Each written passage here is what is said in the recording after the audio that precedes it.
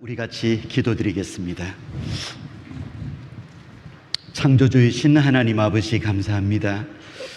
하나님의 말씀, 진리의 말씀, 성경의 말씀 앞으로 저희를 인도해 주셔서 감사합니다. 모쪼록 이번에 참여하신 소중하신 분들 심령에 하나님을 깨달아 알 수 있도록 도와주시고, 하나님의 아들이신 예수 그리스도의 십자가의 죽으심의 의미와 그 하나님의 사랑이 어떠한지 꼭 깨달아 알 수 있도록 도와주시기를 간절히 원합니다. 오늘 둘째 시간입니다. 말씀 잘 듣게 하시고, 그리고 살아계신 하나님, 창조주이신 하나님, 역사를 주관하시는 그 하나님을 성경 속에서 만날 수 있도록 주님 도와주십시오. 오늘 이 시간의 모든 것 주님께 의지합니다. 저희를 죄악 중에서 건져주신 예수님 이름으로 기도드렸습니다. 아멘. 예, 우리 성경 찾겠습니다. 이사야서 45장을 찾겠습니다. 예, 이사야서 45장입니다. 이사야서 45장 5절 6절입니다. 예, 구약 성경 1022페이지입니다. 이사야서 45장 5절 6절입니다. 예, 제가 읽어보겠습니다. 나는 여호와라, 나 외에 다른 이가 없나니 나밖에 신이 없느니라.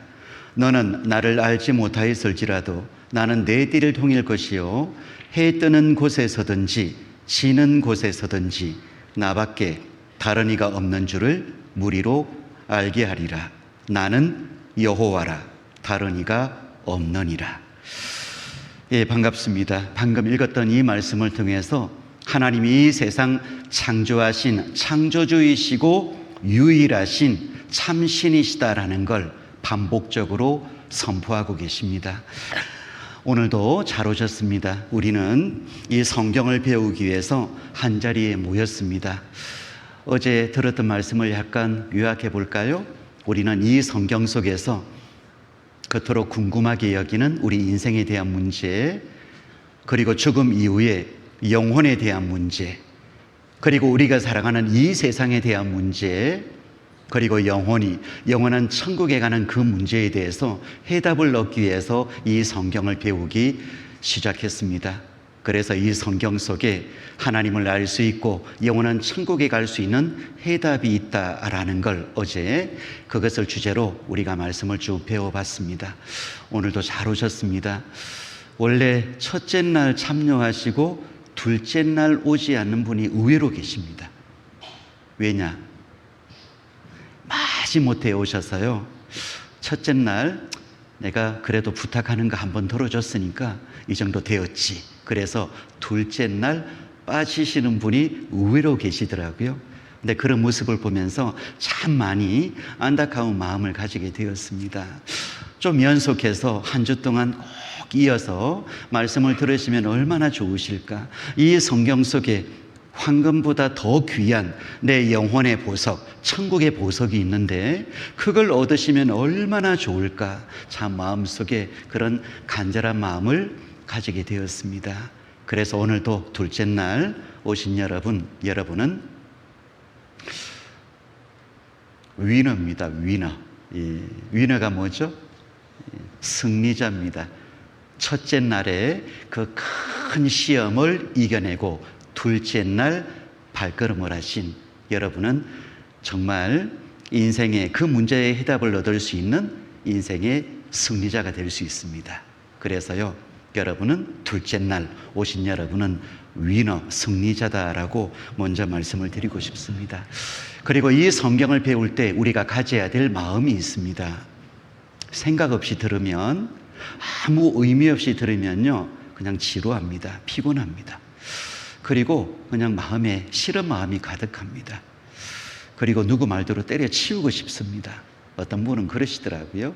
그런데 여러분, 이 성경을 배우실 때 가져야 될 마음이 있습니다. 그 마음을 가지시면 성경을 깨달을 수 있고 정말 이 속에서 하나님이 주시는 천국의 보석, 구원의 보석을 여러분이 얻을 수 있습니다. 그 마음이 어떤 마음일까요? 그게 첫 번째, 간절히 찾는 마음입니다. 그래서 정말 성경을 통해서 하나님이 어떤 분이신지 하나님이 보여주시는 믿음의 증거를 하나하나 적극적으로 확인해 보면서 문제를 풀어보고자 하는 그 간절한 마음을 가지고 성경 공부를 배우시면, 이 자리에 앉아서 집중해서 말씀을 잘 들으시면 정말 성경을 제대로 깨달을 수 있습니다.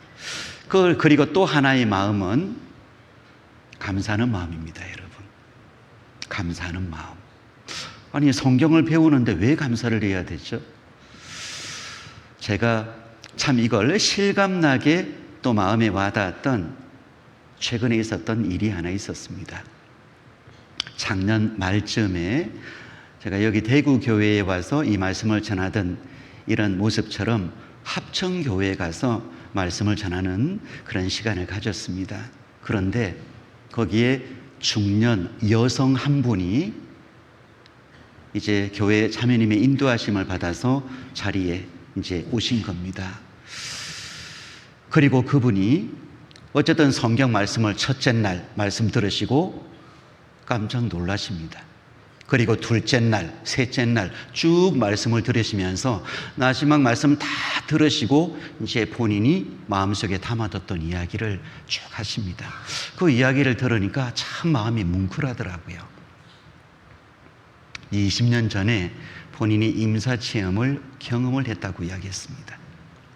병원에서 숨이 끊어지고 몸에서 영혼이 빠져나와서 죽어있는 내 모습을 보고 있었답니다. 남편이 자신의 그 손을 꼭 붙잡고 있었는데 숨이 끊어지고 이제 죽었죠. 그 순간에 얼른 손을 놓는 모습도 봤답니다. 이건 원래 웃는 타이밍입니다. 원래 이게 남편이 무서우니까요 얼른 손을 놔버린 거예요. 그걸 다 지켜봤답니다. 그래서 나중에 다시 깨어나고 살아나서 그 남편에게 그 이야기만 하면 남편이 꼼짝도 못한답니다. 예, 책 잡힌 거죠. 예. 그런데요, 그분이 이야기를 합니다. 몸에서 영혼이 빠져나오고 자신의 죽어있는 모습을 보고 캄캄한 흑암, 밝은 비치는 세상에 갔다가 순식간에 돌아왔는데요. 그게 너무 신비로운 체험이었답니다. 잊을 수가 없답니다. 그래서 물어봤답니다.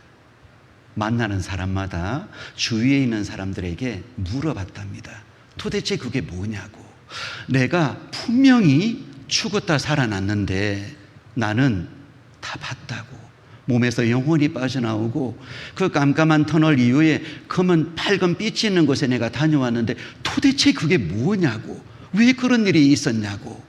그게 너무 신비로운 체험이고 나에게 일어난 일인데 도대체 그게 무엇이냐고 주위에 있는 사람들한테 다 물어봤답니다. 그랬더니 아무도 대답을 해주시는 분이 아무도 없더랍니다. 그래서요, 주위에 이것저것 교회도 가봤답니다. 교회에 가서 자기의 그 체험했던 것을 이야기를 하면서 도대체 이것이 무엇이냐고 물어보니까 그 교회에서도 전혀 영혼에 대해서, 영혼이 돌아갈 세상에 대해서, 그 세상 중에 영원한 천국에 갈 수 있는 구원에 대해서 이야기를 해주는 그 어느 교회도 만날 수가 없었답니다. 그게 20년의 시간이 지났답니다.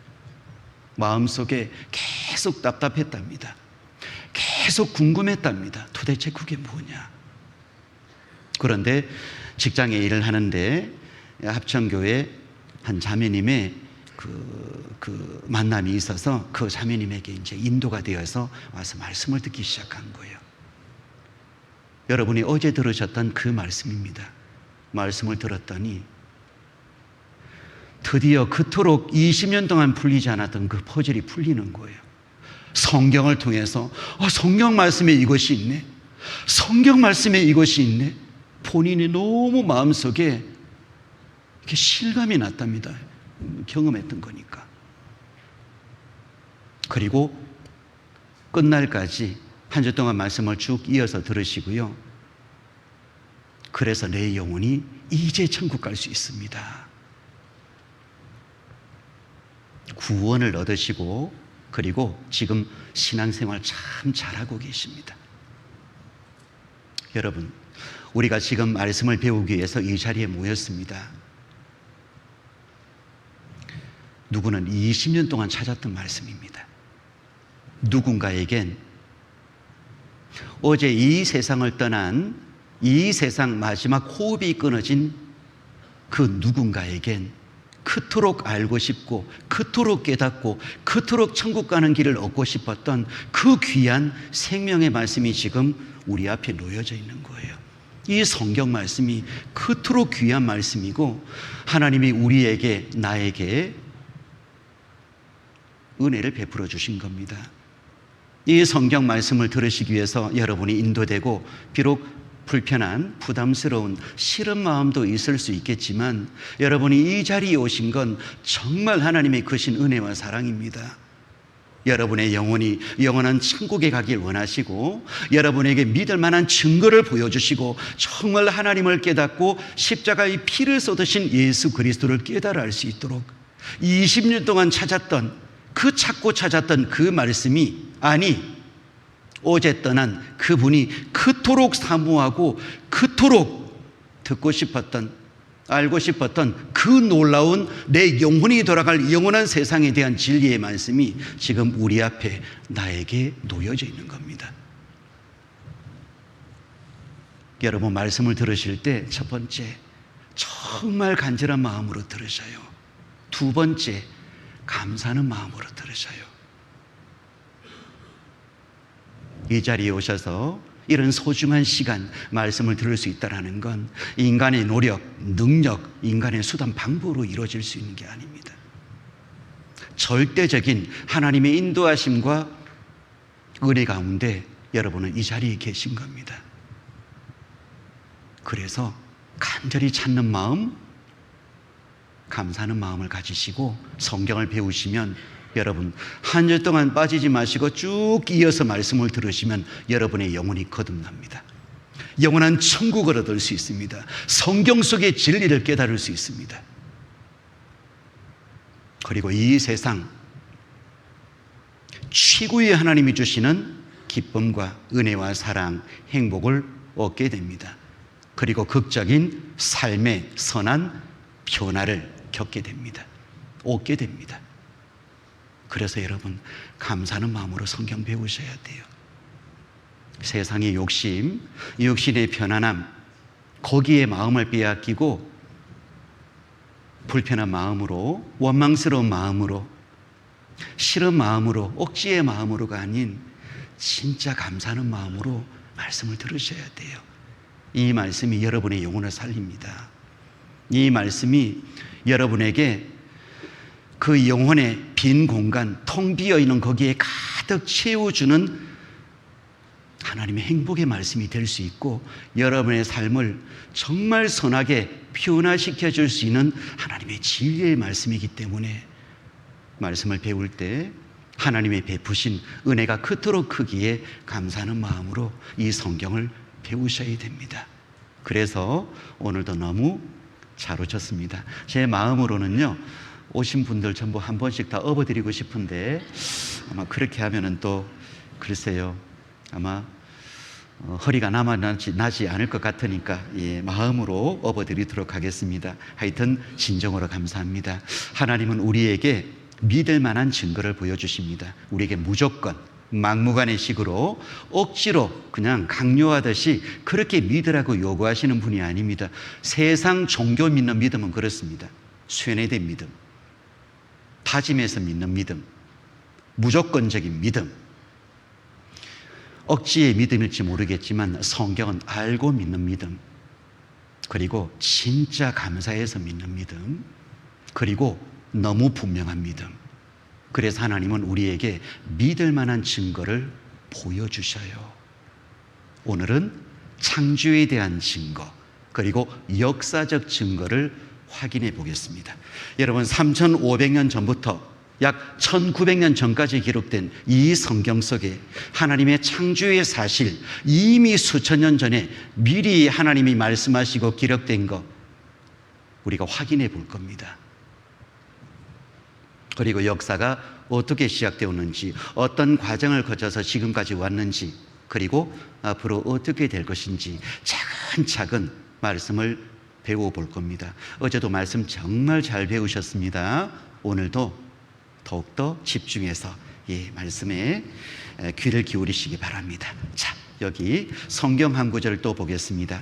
여호와는 하늘을 창조하신 하나님이시며 땅도 조성하시고 경고케 하시되 헛되이 창조치 아니하시고 사람으로 거하게 지으신 자신이라. 그 말씀에 나는 여호와라 나 외에 다른 이가 없느니라. 여기 하나님은 하늘을 창조하셨고 땅도 창조하셨고 천지를 창조하셨죠.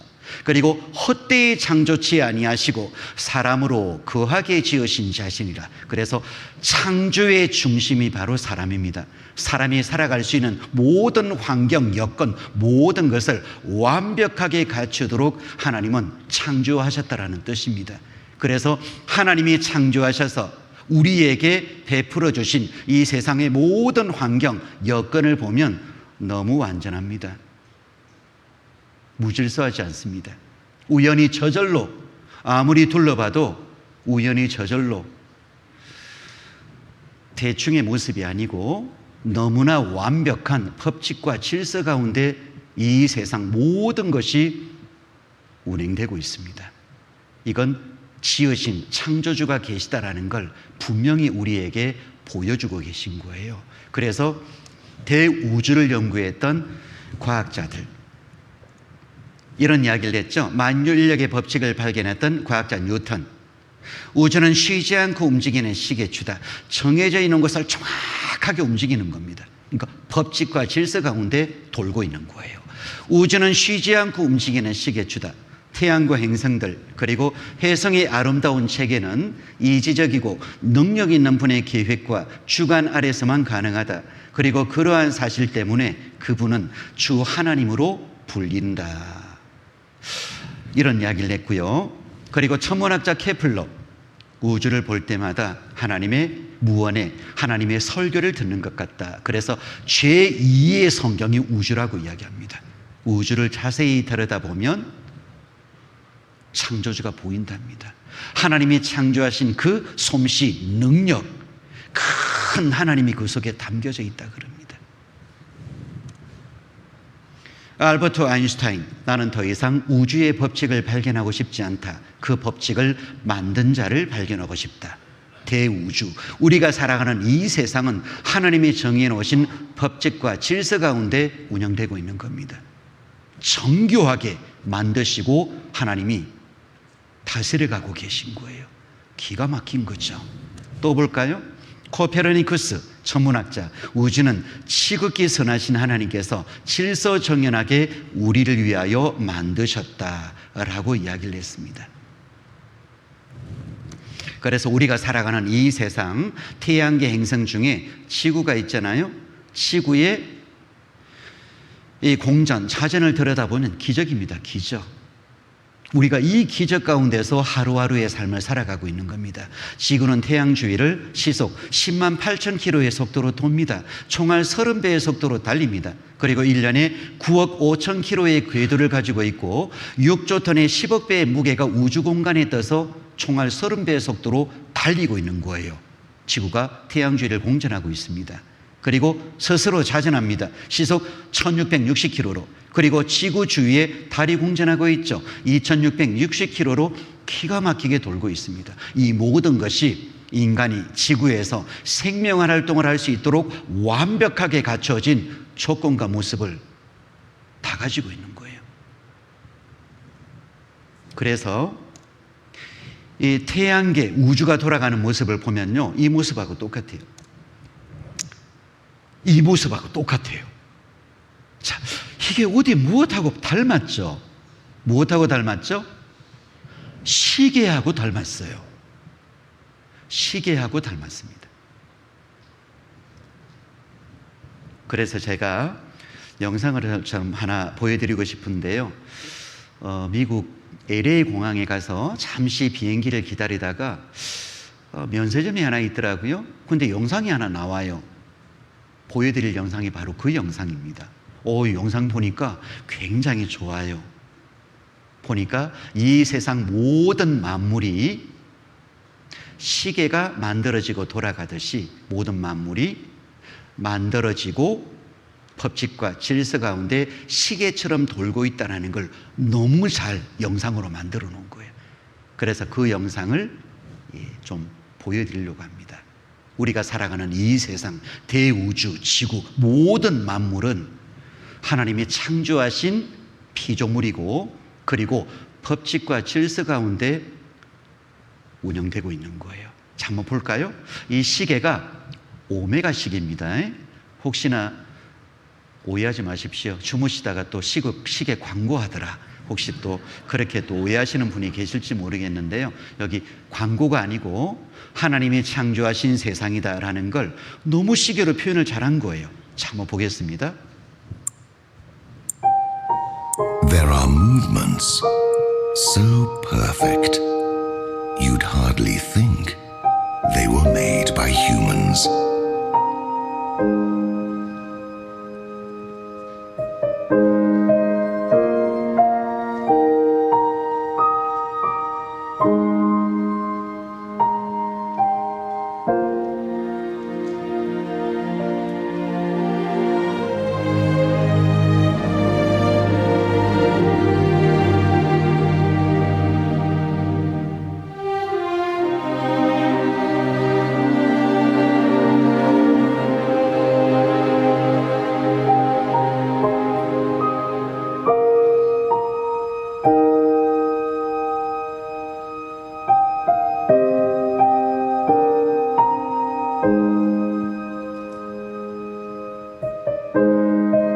Omega coaxial, the most perfect mechanical watch movement in the world.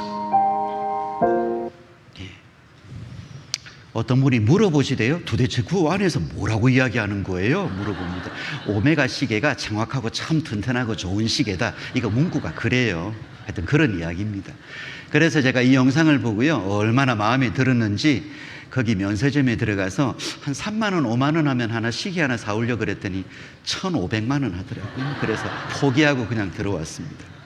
예, 맞습니다. 시계가 정확하게 정해져 있는 그 법칙과 질서 가운데 시계가 돌듯이, 사람이 정해놨죠. 그것처럼 대우주도, 이 세상 모든 것도 시계처럼 돌고 있는 거예요. 창조주가 계시겠죠. 하나님이 정해놓으신 법칙과 질서가 있겠죠. 그 안에서 지금 우리가 살아가고 있는 거예요. 이건 나 몰라, 그거 나 안 믿을래 라고 해도 그 속에서 우리가 살아가고 있어요. 이건 사실입니다. 그래서 여기 한번 보세요. 지구의 위치, 사람이 구할 수 있도록 하나님이 창조하셨다 그랬죠. 태양과 지구 사이의 거리가 1억 5천만 킬로의 거리를 가지고 있습니다. 그래서요, 이 거리는 생명의 필수 요소인 물이 액체로 존재할 수 있는 가장 적당한 거리랍니다. 그래서 이 거리를 지구는 돌고 있죠. 그래서 이 거리를 기적의 궤도, 생명이 살 수 있는 기적의 궤도라고 이야기를 합니다. 지구는 정확하게 이 거리를 가지고 있고 태양 주위를 돌고 있는 거예요. 이게 우연히 생긴 게 아닙니다. 현재 생명이 살 수 있는 지구상의 모든 필요한 조건을 확인해 봤더니 20만 가지의 조건을 완벽하게 충족시키는 거예요. 가까이 가면 뜨거워서 못 살고, 멀어지면 차가워서 못 살고, 정확하게 생명이 살 수 있는, 인간이 살 수 있는 최적의 그 거리, 그걸 유지하면서 우리가 그 속에서 살아가고 있는데요, 20만 가지의 조건을 완벽하게 충족시킨 그 지구 안에서 우리가 살아가고 있는 거예요. 혹시 여러분 살아가시는데 불편한 거 있으셔요? 뭐 돈이 없어서 불편하죠. 뭐 다른 거 불편한 거 하나도 없으시죠. 하나님이 다 주셨어요. 모든 필요한 걸 다 채워주셨습니다. 그리고 태양과 지구 사이의 거리가 1억 5천만 킬로의 거리를 가지고 있죠. 그리고 지구는요 23.5도 기울어 있어요. 왜 하필이면 23.5도 기울어 있냐 이 말입니다. 좀 서 있으면 어때요? 좀 바짝 누우면 좀 어때요? 근데 하필이면 왜 23.5도를 누워 있냐 이 말입니다. 누가 시켰을까요? 참 놀랍죠. 근데 이 속에 정교한 하나님의 은혜가 담겨져 있습니다. 이게 우연히가 아닙니다. 저절로가 아니에요. 하나님의 정해놓으신 법칙 질서 가운데 생명에 살 수 있는 최고의 필요한 것을 하나님이 담아놓으신 거예요. 여기 보세요. 지구는 현재 지축으로부터 23.5도 기울어져 자전하고 있으므로 여름엔 태양이 북쪽으로 가고 겨울엔 남쪽으로 가 사계절을 보여주고 있다. 1년이 사계절로 되어 있기 때문에 지상에서 농작물을 수확할 수 있는 경작지는 태양이 언제나 적도 부근을 비출 때에 비해 무려 2배 정도나 더 넓게 된다. 그러니까 23.5도 기울어져 있기 때문에요, 수확할 수 있는, 생물이 먹고 살 수 있는 그 필요한 식량을 얻을 수 있는 그 경작지가 2배나 넓어진대요. 그러니까 하나님이 풍성한 먹거리를 주시기 위해서 일부러 기울여 놓으신 거예요. 23.5도 기울여 놓으신 거예요. 또 여기 볼까요? 참 놀랍습니다. 적당하게 기울어져 하루에 한 바퀴씩 태양을 돌고 있으므로 지구는 마치 알맞게 통닭을 굽는 것과 마찬가지로 지구 전체가 적당한 온도를 유지하게 되는 것이다. 그래서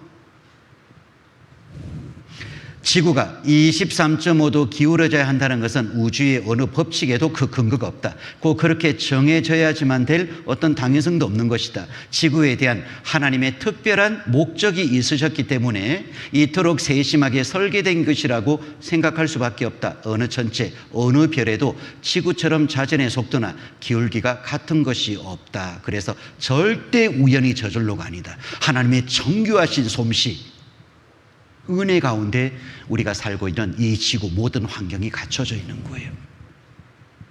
그래서 이걸 인정하지 않을 수 없습니다. 너무 놀랍죠. 그리고 성경 곳곳에 하나님이 창조주이시다라는 걸 너무 구체적으로 말씀하고 계셔요. 여러분, 하나 여쭤볼까요? 자, 우리가 눈으로 태양과 달을 봅니다. 맨눈으로 태양과 달을 볼 때 어느 게 커요? 눈으로 이렇게 태양을 보죠? 달을 보죠? 눈으로 볼 때 어느 것이 커죠? 뭐 대구에서는 안 보고 다니시나요? 그죠? 눈으로 보면 똑같아요. 맨눈으로 보면 크기가 태양의 크기와 달의 크기가 똑같습니다. 그런데 실제 우리가 뭐 천체 망원경이라든지 여러 가지 과학적인 어떤 방법을 사용해서 실제 태양의 크기를 확인해 보고 달의 크기를 확인해 보면 비교할 수 없을 정도로 태양은 달보다 400배나 큽니다. 무지무지하게 큽니다. 그런데 맨눈으로 보면 똑같습니다. 그래서 계기 일식, 월식, 그래서 태양과 달이 겹칩니다. 1m 오차도 나지 아니하고 정확하게 맞아떨어집니다. 어떻게 그게 그렇게 될 수 있을까요? 이게 하나님이 정해놓으신 그 속에 법칙이 있습니다. 400배의 법칙이 있습니다. 태양은 달보다 400배가 큽니다. 그런데 태양은 달보다 지구에서 400배 멀리 있어요. 그러니 눈으로 보면 두 개가 똑같은 거예요. 그리고 돌면서 일식, 월식, 이 겹치는 궤도가 정확하게 일치하게 만들어져 있어요. 1m 오차도 없습니다. 기가 막힙니다. 이게 우연히 저절로 어쩌다 보니 감히 그렇게 말할 수가 없는 거예요.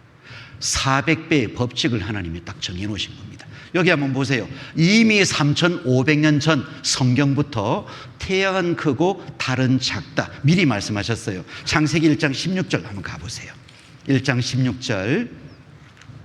16절입니다. 예, 제가 읽어보겠습니다. 하나님이 두 큰 광명을 만드사 큰 광명으로 낮을 주관하게 하시고 작은 광명으로 밤을 주관하게 하시며 또 별들을 만드시고, 여기 큰 광명으로 낮을 주관하게 하시고 작은 광명으로 밤을 주관하게 하시며, 여기 큰 광명이 뭘까요? 이거 태양이죠. 해죠. 작은 광명이 뭘까요? 달입니다. 예. 그래서 태양으로 낮을 주관하고 달로 밤을 주관하고, 그래서 큰 광명, 당연히 태양은 크고 달은 적어요. 과학적 상식입니다, 지금은. 그런데 여러분, 조선시대 때만 해도 이건 상식이 아니었습니다. 불과 몇백 년 전만 해도요, 도저히 상식이 아니었습니다. 여기 10,000원짜리에 이 그림이 그려져 있습니다. 여기 1월 오봉도라고 이 그림이 그려져 있어요. 왕이 앉는 이 자리 뒤에 병풍의 그림이 바로 1월 오봉도입니다. 여기 보면 태양과 달의 크기가 정확하게 그려져 있습니다. 그러니까 전체 망원경 이런 것이 없던 시대에는 눈으로 달과 해를 볼 수밖에 없었죠. 눈으로 보니까 크기가 똑같은 거예요. 그러니까 똑같은 크기로 그림을 그려놨습니다. 한때 인기를 얻었던 드라마에 해품달이 있었잖아요. 그죠? 여기에도 태양과 달의 크기를 정확하게 똑같이 그려놨어요. 예. 왜? 눈으로 보면 진짜 똑같아요. 실제는 태양이 400배나 큽니다. 그런데 400배 멀리 떨어져 있기 때문에 눈으로 보면 크기가 똑같은 거예요. 여기 보세요. 태양의 지름은 달의 300배에 달한다. 그리고 지구와 태양의 거리는 지구와 달의 거리의 400배에 달한다. 그래서요, 비밀이 있죠. 400배. 이건 누가 정해놨어요? 이게 우연이 될까요? 저절로 될까요? 하나님이 정교하게 정해놓으신 겁니다. 그래서 지구에서 바라볼 때 태양과 달의 크기가 정확히 일치해 일식과 월식이 일어나는 것이다. 우연하게 달이 현재의 궤도에 놓일 확률은 제로에 가깝다. 달의 궤도가 완벽히 들어맞는 건 절대 우연이 아니다. 400배 태양이 크고 또 태양이 400배 멀리 떨어져 있고 그 궤도가 정확하게 겹쳐서요, 일식, 월식 한치의 오차도 없이 딱 가려집니다. 기가 막힌 거예요. 그래서 창조주는 계실 수밖에 없다. 인정하지 않을 수 없는 거예요. 여기 영상 하나 볼까요? The sun's diameter is 400 times greater than the moon. And coincidentally, the sun also happens to be nearly precisely 400 times further away. This is the reason that the sun and the moon appear the same size in the Earth's sky, and why we on Earth can experience eclipses of the sun. It's just perfectly in that orbit to eclipse our sun. The odds of the moon being in that orbit 우연하게 궤도에 accidentally are 놓여서 a 이 zillion 가려진 to one. 확률이 제로입니다. So that right there is evidence that our moon is in a perfect orbit around our planet. 절대 우연 That's 아닙니다. not accidental. 절대 우연 아닙니다. 하나님이 정교하게 만드신 거예요. 궤도를 정해놓으신 겁니다.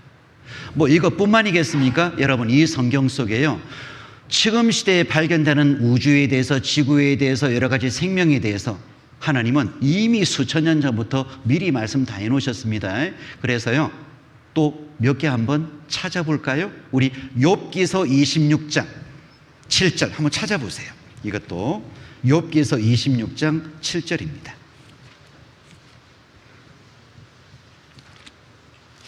사람들은 성경에 이런 말씀이 있다는 걸 생각도 못하죠. 욥기서 26장 7절입니다. 785페이지입니다. 구약성경 26장 7절 우리 같이 한번 읽어보겠습니다.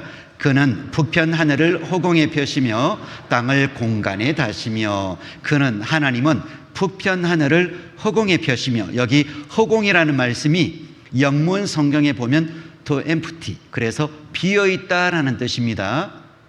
북쪽 하늘이 허공이다, 비어있다라는 뜻이에요. 땅을 공간에 다시며, 땅을 공간에 달았다라는 말은 아무것도 없는 것 위에 매달아놨다라는 뜻이에요. 그러니까 텅 비어있는 우주 공간에 땅덩어리가 공중에 떠 있다라는 뜻이에요. 3,500년 전 성경에 북쪽 하늘이 비어있다, 그리고 별들이 공중에 떠 있다. 어떻게 이런 말씀을 하죠? 여러분, 땅을 공간에 달아놨다, 이 말씀이 이미 하나님은 3,500년 전에 만유인력의 법칙을 미리 말씀해 두셨다라고도 이야기를 합니다. 왜? 만유인력의 법칙은 각각의 별들이 끌어당기는 힘 때문에 모든 별들이 우주 공간에 떠 있다라는 것을 말하는 것이 만유인력의 법칙이거든요. 그러니 땅을 공간에 달아놨다라는 말은 만유인력의 법칙에 이 우주의 모든 행성들이 영향을 받고 있고 지구라는 행성도 공중에 떠 있다. 그래서 만유인력의 법칙을 미리 말씀하셨다라고도 이야기를 합니다. 3,500년 전의 성경에 이 말씀이 있는 거예요. 정말 이것이 사실일까요? 옛날 사람이 생각한 지구 모양, 지금부터 몇백 년 전만 해도 이렇게 미개하게 생각했습니다. 갈대아인이 생각한 지구 모양, 이집트인이 생각한 지구 모양, 힌두인이 생각한 지구 모양, 그리고 우리 시대에 들어와서 드디어 밝혀졌습니다. 1981년 10월 달에 북두 출성 뒤에 지름이 3억 광년, 별도 별로 없이 텅 비어 있다. 미국의 3대 천문대에서 관측 결과 밝혀졌다. 우주에 불가사의한 공간이 있다. 그래서 여기 북두 출성 뒤에 지름이 3억 광년, 별도 별로 없이 텅 비어 있다. 그래서 우리가 북극성, 북두칠성, 그 별이 보이잖아요. 그 뒤에 우주 공간은 별이 없습니다. 비어 있습니다. 허공이다 라는 말씀이 실제 사실인 거예요. 비어 있다. 어떻게 성경에 이런 말씀이 있을까요? 성경은 창조주의 말씀이기 때문에 실제 하나님은 우주를 창조하신 분이시기 때문에 우주의 모습이 어떤지 미리 성경 속에 다 말씀해 두신 거예요. 그래서 여기 북두칠성, 큰 곰자리, 이 별자리 이 뒤에 이 검은 이 우주 공간이 별이 없는 공간입니다. 텅 비어 있습니다. 그리고 뉴욕 타임즈 영문 신문에도 나왔죠. 베스트 스페이스 홀, 텅 비어 있는 구멍이 있다 우주에, 이런 기사도 나왔고요. 그리고 땅을 공간에 달아놨다라는 이 말씀이 있는데, 땅덩어리가 우주 공간에 떠 있다라는 것이 언제 처음으로 밝혀졌냐면 약 500년 정도밖에 안 됩니다. 이 성경과 과학이라는 책자를 카피했습니다. 1543년 폴란드의 천문학자인 코페르니쿠스는 지구를 포함한 모든 별들이 공중에 아무런 지지도 받지 않은 채 떠 있다는 사실을 발견하게 되었다. 1543년 이전까지 모든 과학자들은 지구는 튼튼한 지지대로 떠받쳐 있다라는 이른바 톨레미 시스템을 믿어왔다. 그러니까 1543년이 되어서야 땅덩어리가 우주 공간에 떠 있다라는 것이 처음으로 밝혀졌고요. 그 전에는 전부 밑에 기둥이 있었다, 받침대가 있었다, 이렇게 생각하고 있었어요. 그러니까 땅이 우주 공간에 떠 있다라는 것이 500년밖에 안 돼요, 밝혀진 때가. 그리고 여기 있죠. 지구는 1674년 뉴턴이 발견한 만유인력이라는 우주적인 힘 때문에 공중에 떠서 끊임없이 자전과 공전을 하고 움직이고 있다는 것을 초등학생들에게도 익히 알고 있는 과학적 사실이 되었다. 그래서 만유인력의 법칙은 약 400년 전에 발견된 거예요. 그런데 성경은 3,500년 전부터 땅을 공간에 달아놨다. 이미 만유인력의 법칙에 대해서 미리 말씀 다 해놓으셨죠. 여러분, 성경에 어떤 이런 말씀이 있을까요? 하나님은 창조주이시니까.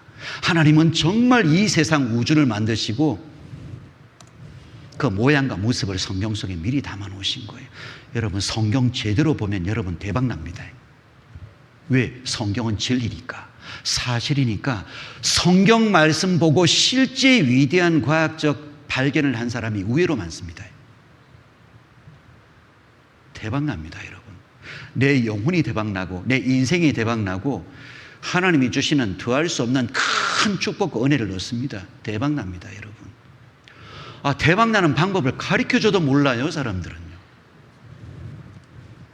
그래서 우리가 살고 있는 지구입니다. 여러분, 이해가 되세요? 우주 공간에 이 지구가 우주 공간에 떠 있어서 총알 30배의 속도로 태양 주위를 달립니다. 또 지구 주위를 달이 공전하고 있고요. 그리고 지구는 또 스스로 자전하고 있고요. 이 모습 가운데서 우리가 살아가고 있는 거예요. 그런데 불편한 거 하나도 없어요. 너무 편안하게 살아갑니다. 필요한 모든 것 하나님이 다 주신 거예요. 그리고 이것뿐만이겠습니까? 성경 곳곳에 우주의 모습에 대해서 계속 하나님은 말씀하셨어요. 지금부터 약 2000년 전에 기록된 유다서 이 성경에는 영원히 예비된 캄캄한 흑암에 돌아갈 유리하는 별들이라 이런 말씀이 있어요. 아니 1900년 전에 무슨 이런 말씀을 기록해 놓으셨을까요? 영원히 예비된 캄캄한 흑암에 돌아갈 유리하는 별들이라. 유리하는 별들, 떠돌이 별들이 깜깜한 흑암 이 속으로 빨려 들어가는 거예요. 근데 실제 우주에 이곳이 있어요. 깜깜한 흑암이 있습니다. 그리고 거기에 떠돌이 별들이 정말 진공청소기에 먼지가 빨아들여지듯이 순식간에 그 안에 들어가 버립니다. 실제 우주 공간에 검은 구멍이 있습니다. 캄캄한 흑암이 있습니다. 블랙홀입니다. 블랙홀이 실제로 존재한다.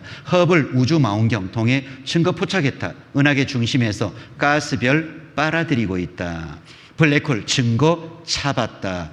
실제 우리 시대 이것이 관측이 되었잖아요. 녹화까지 다 됐어요. 그래서 별들이 검은 구멍 속으로 싹 빨려 들어가서 순식간에 사라집니다. 자, 한번 볼까요?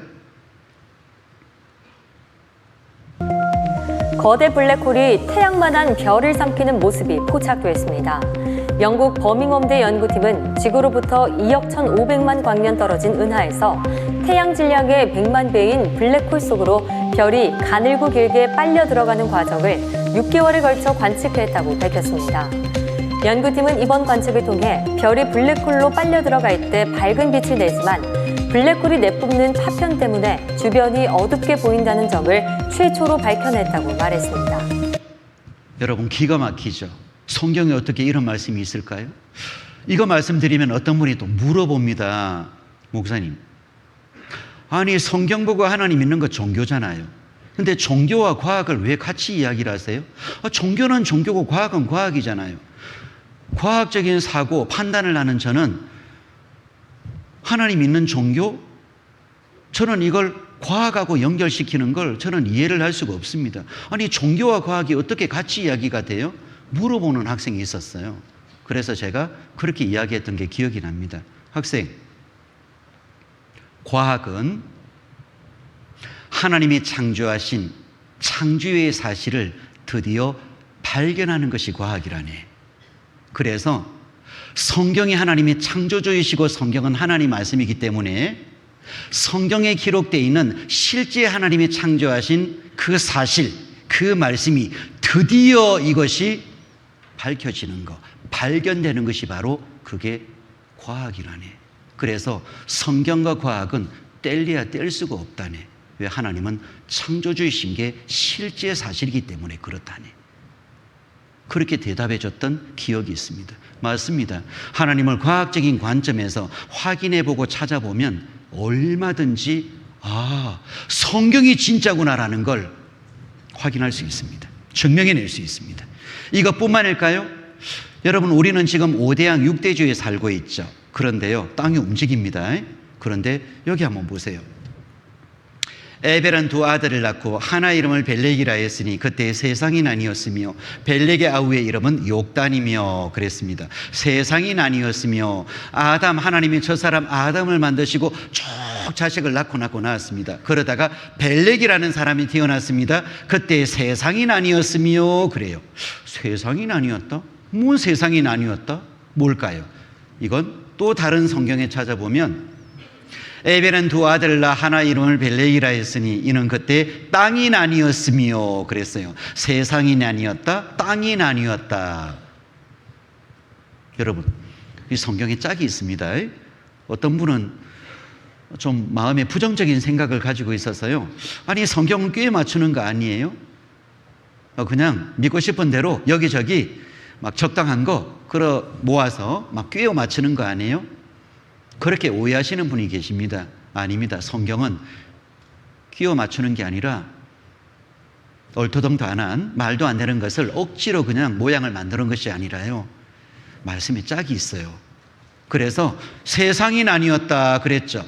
그런데 이 말씀을 또 다른 성경에 찾아보니까 땅이 나뉘었다 정확하게 나와 있잖아요. 그래서 성경은 말씀을 풀어주는 짝이 있기 때문에요. 이 짝을 찾아서 확인해 보면 정확하게 하나님이 우리에게 알기를 원하셔서 보여주시는 그 내용을 파악할 수가 있는 거예요. 그래서 오해를 안 하셨으면 좋겠습니다. 그래서 땅이 나뉘었다. 여러분, 땅이 나뉘었다. 이게 처음으로 밝혀진 때가 1915년입니다. 여기 학생들이 배우는 교과서에 1915년 독일의 베게너라는 사람에 의해서요, 옛날에는 한 덩어리였던 대륙이 분리되어 떠내려가 현재와 같이 여러 개의 대륙이 되었다는 설을 주장했는데 이 설을 대륙이동설이라고 했다. 그래서 약 100년 정도밖에 안 됩니다. 땅이 움직인다, 땅이 이동한다, 대륙이 갈라졌다. 이게요 100년 정도밖에 안 돼요. 처음으로 이 설이 나온 것이. 그래서 첫 번째가 이 하나의 땅덩어리였죠. 그래서 판게아 대륙입니다. 이것이 나뉘어지고 점점 갈라지고 분리되어서 현재의 5대양 육제주의 모습을 가지고 있죠. 대륙은 천천히 이동한다. 판구조론. 그래서 대륙은 움직인다. 실제 움직이잖아요. 성경은 이미 3,500년 전부터 땅이 움직인다 라고 미리 말씀 다 해놓으셨죠. 요즘 어린 학생들이 참 공부를 참 잘합니다. 왜 공부를 잘하는가 봤더니 좀 어려운 어떤 그런 걸 노래를 지어서 이렇게 다 부르면서 이렇게 공부, 지식을 습득하더라고요. 그래서 여기 땅이 움직이는 거, 이거 노래 한번 들어볼까요?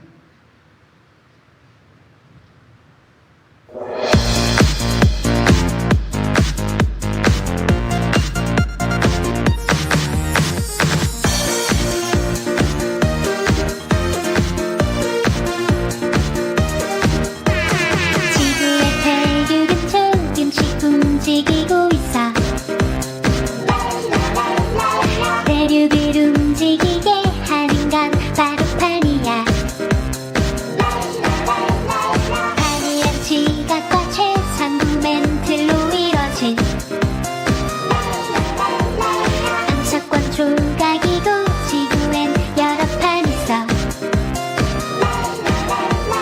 멘틀의 대륙 따라 판들이 움직이고 날도 생긴 날 이런 판구조로 발사형, 수량형, 보조형 단계로 나눠져. 여러분 이거 들으니까 못 알아듣겠죠? 근데 아이들은 다 알아들어요. 그래서 애들이 참 공부를 잘합니다. 예, 여기 땅이 움직인다, 판의 경계가 있다. 예, 노래로 쭉 부르죠. 맞습니다. 성경은 이미 3,500년 전부터 미리 말씀 다 해놓으신 거예요. 그리고 여러분, 생명이 살아가기 위해서 제일 필수적인 게 물입니다. 근데 이 세상, 우리가 살아가는 지구에는 물이 어마무시하게 많습니다. 바다 한번 보세요. 얼마나 물이 넘실거리는지 보기만 해도 그냥 그 위압감이 느껴지잖아요. 그런데 그 물은 도대체 어디서 왔을까? 그래서 많은 진화론자들은 오랜 시간에 걸쳐서 각각의 어떤 해성이라든지 이런 것에 있던 물이 떨어져서 그 물이 모여서 지구에 이 많은 물들이 생겨났다. 이렇게 이론을 펼치는 사람들도 있고요. 오랫동안 지구가 식으면서 어떻게 하다 보니까 물이 이렇게 많이 생겼다. 이렇게 또 그 생각하는 분들이 계셔요. 근데 성경은 하나님이 처음부터 물을 처음부터 만드셨어요. 그래서요, 우리 창세기 1장을 보면 이런 말씀이 있죠. 태초에 하나님이 천지를 창조하시니라. 땅이 혼돈하고 공허하며 흑암이 깊음 위에 있고 하나님의 신은 수면에 운행하시니라. 하나님이 첫날 쭉 땅과 하늘을 만드셨죠. 그리고 하나님의 신이, 하나님의 영이 수면에 운행하시니라. 이미 물을 만드셨어요. 그러니까 우리가 살고 있는 이 땅은 하나님의 큰 물, 바다를 만드시고 거기에서 육지가 올라온 겁니다. 그 말씀이 여기에 있죠. 이는 하늘이 예적부터 있는 것과 땅이 물에서 나와 물로 성립한 것도 하나님의 말씀으로 된 것을 너희가 풀어 잊으려 함이로다. 그래서 땅은 물에서 나왔어요. 그래서 이것이 과학적으로 밝혀졌습니다. 여러분, 땅속 깊은 곳에 수백 킬로 밑에 물이 있습니다. 그런데 그 물의 양을 가늠해 보면 이 지표면에 있는 바다, 강을 다 합친 물보다 최소 3배 이상 엄청난 물이 땅 속에 수백 킬로미터 땅 속에 있어요. 그건 뭐 오랜 시간 동안 어떻게 물이 생겨났다, 해성이 떨어져서 물이 모여서 바다가 형성됐다, 그 우연히 저절로 진화론적으로 관점에서 물이 생겼다라는 건 도저히 풀 수 없는, 그래서 정말 하나님이 처음부터 물을 만드셨다라는 게 이게 과학적으로 증명이 된 거예요. 자, 여기 한번 볼까요? 물의 기원 보겠습니다. 생명이 살기 위한 필수적인 조건 중 하나가 물입니다. 지구는 물로 가득한데요. 생물이 살아가는 터전이기도 하며 없어서는 안 되는 소중한 이 많은 물은 도대체 어디에서 왔을까요? 물의 기원을 설명하는 가설들이 있습니다. 해성 기원설, 서행성 기원설, 그리고 뜨거운 지구가 식으면서 물이 만들어졌다는 등 여러 가설이 있습니다. 1986년 루이스 프랭크 교수는 물이 우주 해성에서 왔다는 이론을 발표했는데요. 물과 얼음으로 구성된 해성이 끊임없이 떨어지면서 지구에 바다를 형성했다는 가설입니다. 그런데 이 가설이 뒤집혔죠. 해성 탐사선 로제타호가 2014년 해성 67피에 착륙해 물을 수집하고 분석한 정보를 지구로 보내왔습니다. 해성의 물이 지구의 물과 다르다는 것입니다. 해성 67피의 중수소 비율이 지구보다 3배나 높기 때문에 해성이 지구 물의 기원일 가능성이 적다는 결론입니다. 해성에서 물이 왔다는 기존의 학설을 뒤집은 결과여서 과학계에 충격을 주고 있다고 하는데요. 해성 기원설 말고도 서행성 기원설 등 그동안 과학자들은 지구에 존재하는 물의 기원에 대해 많은 이론을 발표했지만 지금까지 어느 이론도 증명되지 않은 가설일 뿐이죠. 그런데 최근 지구가 형성될 처음부터 지구 내부에 물을 가지고 있었다는 주장들이 나오고 있습니다. 최근 지질학자들이 매우 깊은 지하 다이아몬드의 일종인 링우다이트를 브라질 주이나의 한 지층에서 발견했습니다. 이 다이아몬드는 지표면에서는 한 번도 발견되지 않은 희귀 광물질로 산소 하나와 수소 하나가 결합된 수산화 이온 형태의 물을 1.5% 함유하고 있었습니다. 이 다이아몬드는 지구 및 멘틀 전이대에서 형성되는데요. 멘틀은 상부 멘틀, 전이대, 그리고 하부 멘틀로 구분합니다. 410에서 660km 사이 이곳 전이대에서 형성될 수 있는 다이아몬드에서 물을 함유한 다이아몬드가 나온 것이죠. 굉장히 뜨거운 전이대에 물이 있다는 것은 우리의 상식을 뛰어넘은 쉽게 받아들이기 어려운 놀라운 결과인데요. 과학자들은 이 다이아몬드가 지구의 멘틀 속에 방대한 양의 물이 있다는 것을 알려주는 증거라고 말합니다. 링우다이트를 발견한 캐나다 지구화학자인 그레엄 피어슨 교수는 이 다이아몬드는 멘틀층에서 지표로 급히 나온 것으로 보이며 멘틀 전이대에 저수층이 있는 것으로 추산하고 있다고 합니다. 이 말은 멘틀 내부에 물이 있는 빈 공간이 있다는 말이 아니라 마그마 상태의 물질에 물 분자가 해리된 상태로 함께 있는 것을 말합니다. 분리된 물 분자는 지상으로 분출되어 나올 경우 다시 순간적으로 결합될 수 있는 상태입니다. 중요한 것은 지구 뜨거운 멘틀 안에 물이 있다는 것이고 진화론적 관점에서는 지구 내부에 물이 있는 것을 설명할 수 없다는 것이죠. 앞에서 보았던 해성 기원설이나 서행성 기원설이나 뜨거운 지구가 식으면서 물이 생겼다는 가설로는 지구 내부 깊숙한 곳에 이미 물이 있었다는 것을 뒷받침하지 못합니다. 그러나 지구 내부에 물이 있다는 연구는 네이처에도 발표가 되었고 우리나라 언론 여러 곳에도 보도가 되었습니다. 멘틀 전이대에 바닷물만큼의 물이 존재한다고 보았고 계속된 연구로 최근에는 바닷물의 수배에 해당하는 물이 있다고 주장하고 있습니다. 그래서 하나님이 처음부터 물을 만드신 거예요. 우연히 저절로 생긴 게 아니고요. 하나님이 창조하실 때 물을 만드신 거예요. 이게 과학적으로도 증명이 돼요. 그리고 하나 여쭤볼까요? 대구에 계신 분들은, 대구 시민분들은 얼마나 또 상식이 뛰어나신지. 여러분, 공기 무게가 있을까요? 없을까요? 공기 무게. 달아보셨어요? 공기 무게가 있을까요? 없을까요? 있어요? 없어요? 그걸 우리가 어떻게 할까요? 공기 무게가 있죠. 그죠? 공기 무게가 있습니다. 성경도 이미 3,500년 전부터 공기 무게가 있다라고 말씀하셨어요. 한번 보세요. 욥기서 28장 바람의 경중을 정하시며 물을 대어 그 분량을 정하시며, 여기 바람의 경중을 가볍고 무거운 것을 하나님이 정하셨다라는 거예요. 그러니까 무게를 정하셨다라는 말씀이에요. 그런데 이 공기, 바람이 무게가 있다라는 게 처음으로 밝혀진 때가 1600년대, 그러니까 지금부터 약 400년 전에 토리첼리라는 사람에 의해서요 처음으로 밝혀졌습니다. 근데 성경은 3,500년 전부터 이미 말씀하고 계시거든요. 바람의 경중을 정하시며, 이 무게가 있다라는 걸 증명하는 간단한 방법이 있습니다. 제가 제주도에서요 7년을 살면서 1년에 한두 번씩 한라산 꼭대기에 올라갔거든요. 그런데 학생들 올라가기 전에 학생들한테 과자 봉지를 들고 올라가라 그래요. 그러면 산 아래에 있을 때는 과자 봉지가 원래 모습으로 이렇게 쭉 찌그러져 있습니다. 또 올라가면 올라갈수록 어떻게 될까요? 얘가 공처럼 터지기 직전입니다. 꼭대기 올라가면 완전히 공이 돼 버립니다. 그런데 또 내려가면 줄어들고 올라가면 부풀어 오르고. 왜 그럴까요? 공기가 무게가 있기 때문에 그래요. 아래 내려가면 공기가 쌓인 것이 막 많겠죠? 그러니 누르는 힘이 세니까 과자 봉지가 줄어드는 거예요. 높은 산 위에 올라가면 이게 쌓인 것이 덜하니까 누르는 힘이 적겠죠? 그러니까 과자 봉지가 점점점 부풀어 오르는 거예요. 그래서 공기가 무게가 있다는 걸 증명하는 가장 간단한 방법은 높은 산에 올라갈 때 과자 봉지 하나 들고 올라가면 기가 막히게 증명이 됩니다. 여기 한번 볼까요?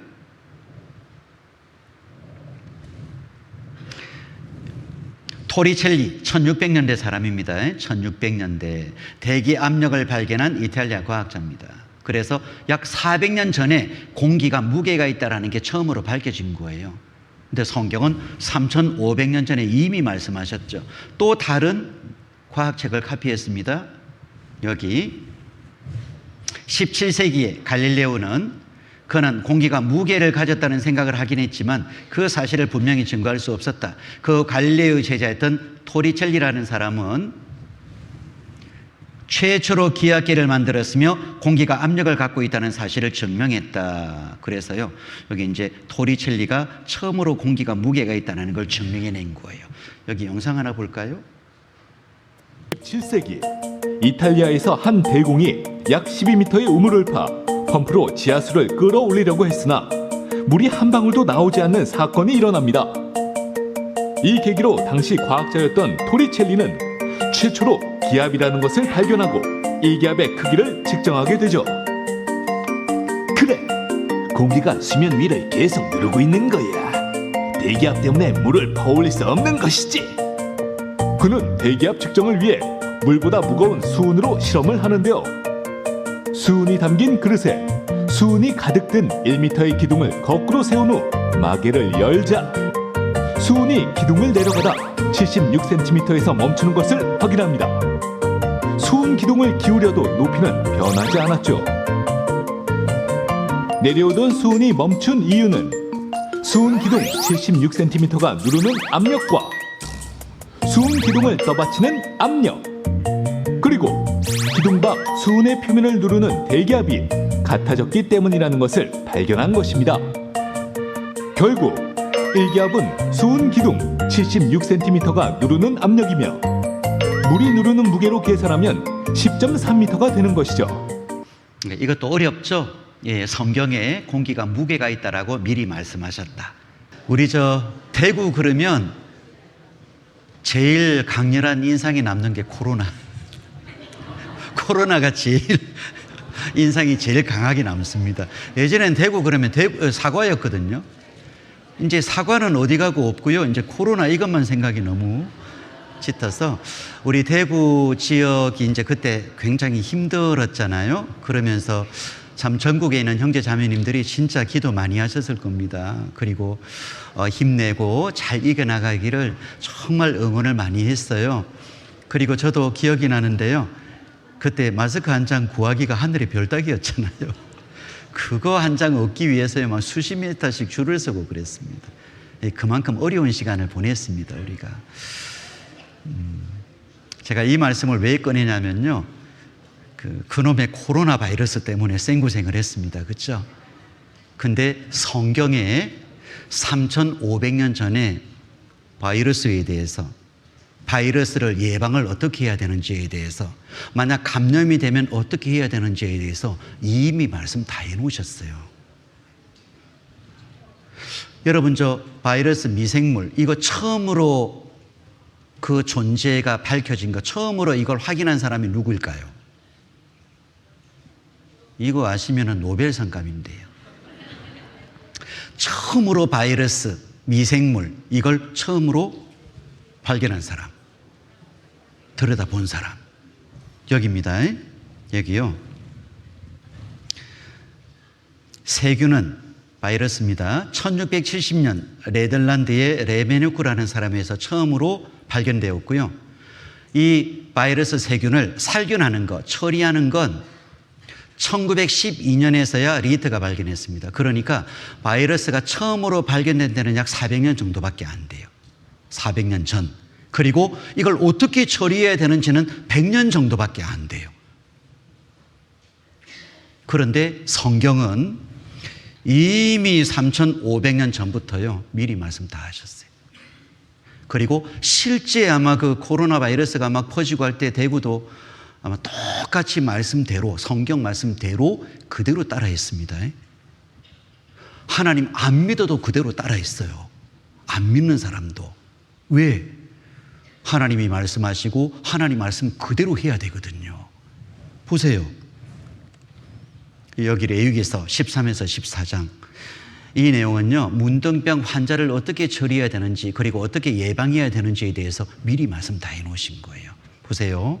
그 환자를 7일 동안 금고할 것이며 그 집을 7일 동안 폐쇄하였다. 여러분, 바이러스, 세균이 감염되는 걸 막기 위해서는요, 어떻게 해요? 환자를 격리시켜요. 이미 감염된 환자는 접촉되어서 전염되지 않도록 7일 동안 금고, 가두어 두어요. 그래서 격리 기간이 며칠이었죠? 최소한 7일. 그리고 조금 더 길면 보름, 15일. 지금 시대에도 이 말씀 그대로 하고 있죠. 그리고 그 집을 7일 동안 폐쇄하였다 그랬어요. 그래서 누가 감염되었는데 그 집에는 어느 누구도 들어갔다가 나왔다가 못해요. 왜? 그러다가 바이러스 묻으면 큰일 나잖아요. 그러니까 집을 아예 봉쇄, 폐쇄를 해버리죠. 아무도 접촉되지 않도록. 그래서 그 환자를 7일 동안 금고할 것이며 7일 동안 폐쇄하였다. 지금도 그대로 하고 있죠. 그리고 그 집을 폐쇄하는 동안에 들어가는 자는 저녁까지 부정할 것이요. 왜 폐쇄한 날 동안에 들어가는 자가 왜 부정하죠?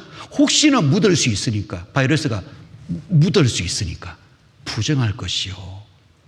또 여기 말씀 보세요. 참 놀랍죠.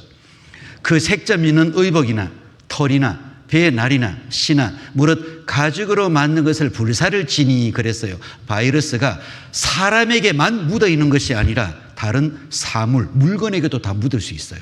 그 색점 있는 의복이나 옷에도 털이나 배의 날이나 씨나 무릇 가죽으로 만든 것, 모든 물건에도 전부 바이러스가 묻을 수 있으니까 혹시나 그것이 묻어 있으면 어때요? 불사를 찌니 그랬어요. 불태워서 없애버려야 되는 거예요. 왜? 이게 접촉되면, 묻으면 또 막 퍼져나가니까. 그 색점이 벗어졌으면 그것을 다시 빨아야 정하리라. 그래서 밖에 나갔다가 집에 들어오면 제일 먼저 한 게 뭐죠? 손 씻는 거. 깨끗하게 손 씻는 거. 샤워하는 거. 왜? 혹시나 묻어 있다가 이게 이제 들어가면 큰일 나잖아요.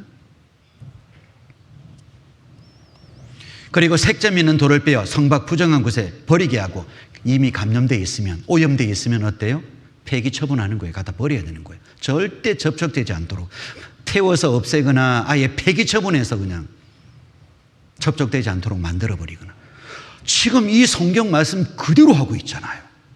3,500년 전에 기록된 성경이에요. 이미 바이러스가 발견되기도 전에, 훨씬 전에 이걸 어떻게 처리해야 되는지도 도저히 알 수 없는 그때 성경은 이미 말씀 다 하신 거예요. 그래서 이 성경 안에는요, 심리요법, 절제요법, 약용치료법, 어떻게 치료해야 되는지에 대한 치료요법까지 자세히 말씀하고 있습니다. 여러분, 최고의 나의 정신, 영혼, 내 삶의 최고의 치료, 보약, 약이 뭔지 아세요? 그게 바로 신약하고 구약입니다. 진짜 이게 보약입니다. 보약. 하나님이 우리 인생에게 내 연약한 나의 삶 가운데, 내 영혼 가운데 하나님이 보약으로 주신 게 성경, 구약과 신약입니다. 여러분, 이거 잘 드시면 영생합니다. 영원히 천국에서 하나님과 살고요, 이 세상에서도 믿음 안에서 하나님이 주시는 은혜와 축복을 누리고 살아갑니다. 기가 막힌 삶입니다. 여기 보세요. 현재 의사들이 흔히 쓰는 그 용어 중 그 치료법을 잘 모르는 것을 기술하는 용어로, 어떤 분은 이거 보시더니 곡 그러대요. 뭔가 치료법을 잘 모르면 곡소리 난다라고 읽는 분이 계세요. 이 곡이 아니고 이는 God only know, 하나님만이 아신다라는 이 영문 성경의 약자입니다. 그래서 하나님이 모든 병의 치료자이십니다라는 걸 나타내고 있어요. 그래서 진료판에 GOK, 곡, 그래서 하나님만이 아신다. 진짜 하나님 아시죠. 우리의 모든 걸 아셔요. 내 생각도 아시고, 마음도 아시고, 삶도 아시고, 내 삶 속의 고통도 아시고, 내 영혼에 대해서도 내 영혼이 영원한 천국에 가는 길도 아시고, 나에게 무엇이 필요한지, 무엇이 보약인지 하나님은 다 아셔요. 그래서 그 모든 걸 이 성경 속의 말씀 속에 다 담으시고 나에게 주고 계신 거예요. 그래서 우리가 성경 배우는 지금 이 시간은 최고의 소중한 시간입니다. 여러분, 창조에 대한 증거 뭐 다 확인해 볼 수 없었지만 몇 구절 확인해 보니까 이게 인간이 꾸며낼 수 있는 이야기예요. 이게 사람들이 그 오래전에 일부러 지어낼 수 있는 이야기일까요? 천만에요. 그래서 성경은 계시된 말씀이에요. 하나님이 말씀하시고 그 하나님이 주신 것을 그대로 받아서 기록한 것이 바로 성경입니다. 그래서 이 성경은 우리가 확인하고 찾아보면 진짜 하나님 말씀이다라는 게 증명이 돼요. 사실이니까. 그리고 하나님은 이제 인류 역사를 통해서 우리에게 이 성경이 실제 사실이다, 하나님은 계시다, 창조주이시다라는 걸 우리에게 증명해 보이십니다. 하나님이 첫사람 아담을 만드시고 돕는 배필로 여자 하와를 만드셨습니다. 그리고 짝을 지어주고 어디에서 신혼살림 살게 하셨느냐? 바로 에덴 동산에서 살게 했습니다. 인류 역사의 첫 시작입니다. 여호와 하나님이 동방의 에덴에 동산을 창설하시고 그 지으신 사람을 거기 두시고, 에덴 동산, 신화나 전설이나 옛날 이야기 같죠? 근데 성경은 분명히 에덴 동산 말씀하고 있거든요. 성경은 진리고 사실입니다. 그래서 인류 역사의 첫 시작, 에덴 동산, 위치가 어디인지를 정확하게 말씀하고 있죠. 강이 에덴에서 발원하여 동산을 적시고 거기서부터 갈라져 내 근원이 되었으니 첫째 이름은 비손이라, 둘째 강의 이름은 기혼이라, 셋째 강의 이름은 히데겔이라, 넷째 강은 유브라데더라. 그래서 에덴 동산에서 강이 발원해서 강 4개가 흐른 거예요. 비손강, 기혼강, 히데겔, 유브라데. 유브라데는 유프라테스 강, 히데겔은 히브리어로 히데겔, 헬라어로는 티그리스 강. 그래서 티그리스 강과 유프라테스 강, 혹시 영문 성경 가지고 계신 분 확인해 보시면 티그리스 강과 유프라테스 강 이렇게 기록되어 있어요. 그리고 비손강과 기혼강 흔적으로 발견됩니다. 여기 티그리스 강, 유프라테스 강은 지금의 중동 지방 이라크 지역에 지금도 이 강이 흐르고 있어요. 그러니까 바로 그 자리가 에덴 동산 옛자리라는 겁니다. 그런데 그게 사막 지역입니다. 메마른 지역입니다. 그런데 거기에 석유가 그렇게 많이 납니다. 왜 그럴까요? 성경은 정확하게 말씀하고 있죠. 그러나 내가 에덴 나무와 함께 지하에 내려갈 것이요. 그래서 에덴 동산에 살았던 큰 동물과 식물들, 에덴 동산이 땅속에 들어갔을 때 그것이 땅속에 들어가서 압력에 눌려지고 열에 의해 쪄지면서요, 남겨져 있는 기름이 바로 석유입니다. 그걸 우리가 끌어올려서 우리가 종지에서 사용하고 있는 거예요. 그래서 중동, 바로 이라크 지역, 페르시아만 거기가 에덴 동산 자리입니다. 무진장한 유전 지역입니다. 땅속에 들어갔다. 성경의 사실인 겁니다. 콜롬비아의 고대강 발견했다. 수만 년 전 사우디 사막에 덮였다. 레이더선 사용, 지하 5m 투시했다. 그래서 사막 위를 우주 왕복선이 쭉 나르면서 모래 밑에 사진을 찍었습니다. 그랬더니 고대 강줄기 흔적이 발견된 거예요. 사막 밑에서 강의 흔적이 발견된 거예요. 사막에 감춘 고대의 강, 여기는 일찍이 식물이 무성했던 땅이었다. 그래서 모래 밑에 사진을 찍었더니 큰 물이 흘렀던 계곡이 발견됩니다. 사하라 사막 시야에 거대한 강이 있다. 에덴 동산은 지금의 페르시아만이다. 미국 미시시피대 조사단 잃어버린 강 비손 흔적 발견했다. 그래서 여기 페르시아만, 이라크 지역입니다. 유프라테스 강, 티그리스 강, 비손강, 기혼강, 바로 이 녹색 지역이 바로 에덴 동산 옛자리입니다. 그래서 여기 지도를 펼쳐보면 이라크 지역입니다. 그리고 페르시아만, 여기 지역이 에덴 동산 옛자리입니다. 기가 막히죠. 성경은 신화나 전설이 아닙니다. 실제 사실입니다. 그래서 이 지역에 집중적으로 이런 많은 석유가 나옵니다. 이 유전 지역이에요. 유전 지역. 전 세계 석유 사용량의 약 70%가 여기서 나온다 그럽니다. 그래서 석유의 형사법, 석유의 원료는 생물의 사체다, 썩은 기름이다. 그래서 성경에 공룡에 대한 말씀도 나옵니다. 욥기서에 어떤 창조물, 이것이 정신을 차리고 있으면 누가 잡을 수 있을 소냐, 공룡에 대한 말씀도 나와요.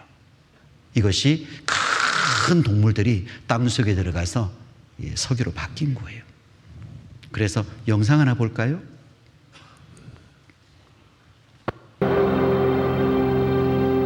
이들 모래 언덕은 수천 톤의 모래로 이루어져 있습니다. 바람에 날린 작은 모래가루는 가장 낭만적이고 영원한 사막의 이미지를 연출해내는데요. 반쯤 얼어붙은 바다가 바람에 의해 끝없이 물결치는 것 같죠. 정말 놀라운 것이죠. 광활한 고요함이 우리를 압도합니다. 영원성이 있죠. 이곳에서는 아무것도 변하지 않는다고 믿게 되지만 그것은 환상에 불과합니다. 이 모래바다 아래에는 놀라운 비밀이 놓여 있습니다. 1981년 모래사막 225km 상공에서 우주왕복선 콜롬비아호는 이 사막을 내려다보고 특수 사진 촬영을 했습니다. 그 결과는 정말 놀랄만한 것이었습니다. 적외선 촬영은 평평하고 황폐한 넓은 모래면 대신 산과 강, 계곡을 드러냈습니다. 사막의 표면에서 불과 몇 미터 아래에 숨겨진 세상을 폭로한 것입니다. 지금은 사막 지역이지만 오래전에는 이런 아름다운 비옥한 땅이었다라는 걸 밝혀낸 거죠. 예. 그래서 에덴 동산 자리가 바로 이라크, 페르시아만 그 자리다. 성경의 말씀을 통해서요, 정확하게 위치도 가능할 수 있어요. 그리고 창세기 6장부터 8장까지는 하나님의 홍수 심판에 대해서 말씀하고 있습니다. 이 세상에 죄가 가득 차서 하나님이 이 세상을 완전히 홍수로 심판하시는 거예요. 구체적으로 내용이 이렇습니다. 때에 온 땅이 하나님 앞에 회개하여 강포가 땅에 충만한지라 온 세상에 죄가 가득 찼습니다. 그래서요, 하나님이 이 세상을 홍수로 심판하실 것을 노아라는 사람, 노아는 의인이었습니다, 당시에. 그래서요, 노아라는 사람에게 미리 말씀하시고 노아에게 홍수 심판을 피할 수 있는 방주를 만들겠습니다. 실제 노아는 이 방주를 만들었습니다. 그리고 노아의 가족들 암수 한 상씩, 코로 호흡하는 것들을 태우고 홍수 심판을 면하게 돼요. 하나님이 노아에게 이르시되 모든 혈육 있는 자의 강포가 땅에 가득하므로 그 끝날이 내 앞에 이르렀으니 내가 그들을 땅과 함께 멸하리라. 너는 잣나무로 너를 위하여 방주를 짓되 그 안에 간들을 막고 역청으로 그 안팎에 칠하라. 그래서 방주를 만들어라 그랬습니다. 홍수 심판을 말씀하시고 방주를 만들어라 그랬습니다. 그래서 하나님이 가르쳐 주신 그 방주의 설계 이렇습니다. 길이가 300규빗 138m입니다. 높이가 30규빗 13.8m입니다. 넓이가 50규빗 23m입니다. 그래서 농구장 20배 1만 4천 톤급의 잣나무로 만들어진 3층 목재 선박입니다. 그래서 엄청나게 규모가 있는 겁니다. 세월호 6,825톤입니다. 그러니까 세월호보다 2배나 더 규모가 있는 엄청난 규모의 이 선박을 만들어서 홍수 심판을 면하게 한 거예요. 그래서 노아 600세에 되던 해 2월 곧 그달 17일이라 그날에 큰 기쁨의 샘들이 터지며 하늘의 창들이 열려 40주야를 비가 땅에 쏟아졌더라. 여기 좀 이상한 게 있죠. 노아 600세? 노아 600세요? 성경이 이때 당시의 수명은 900에서 1000살 가까이 살았습니다. 무슨 사람의 수명이 이렇게 사냐? 이유가 있습니다. 좀 이따 설명을 해드릴게요. 사람의 수명이 900에서 1000살 가까이 살 수 있는 이유가 있습니다. 너무 분명한 이유가 있습니다. 어쨌든 노아 600세에 되던 해에 하늘의 창들이 열리고 40주열 비가 땅에 쏟아붓습니다. 그리고 곧 그날에 노아와 그의 아들 셈, 함, 야벳과 노아의 처와 세 자부가 다 방주로 들어갔고, 그래서 노아와 그의 아들 그리고 처, 자부 전부 방주에 다 들어갔습니다. 8명이 들어갔습니다. 물이 불어서 15규빗이 오름에 산들이 덮인지라. 땅 위에 움직이는 생물이 다 죽었으니 곧 새와 육축과 들짐승과 땅에 기는 모든 것과 모든 사람이라. 육지에서 고로 생물의 기식을 호흡하는 것은 다 죽었더라. 그래서요, 약 1년 남짓 홍수가 진행됐는데, 그런데 이제 방주가 한 곳에 머무르게 됩니다. 한번 찾아보겠습니다. 창세기 8장 찾아보겠습니다.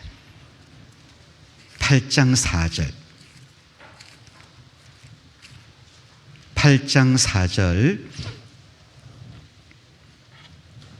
4절을 우리 같이 읽어보겠습니다. 7월 곧 그달 17일에 방주가 아라랏산에 머물렀으며, 여기 산 이름이 나오죠. 무슨 산? 아라랏산.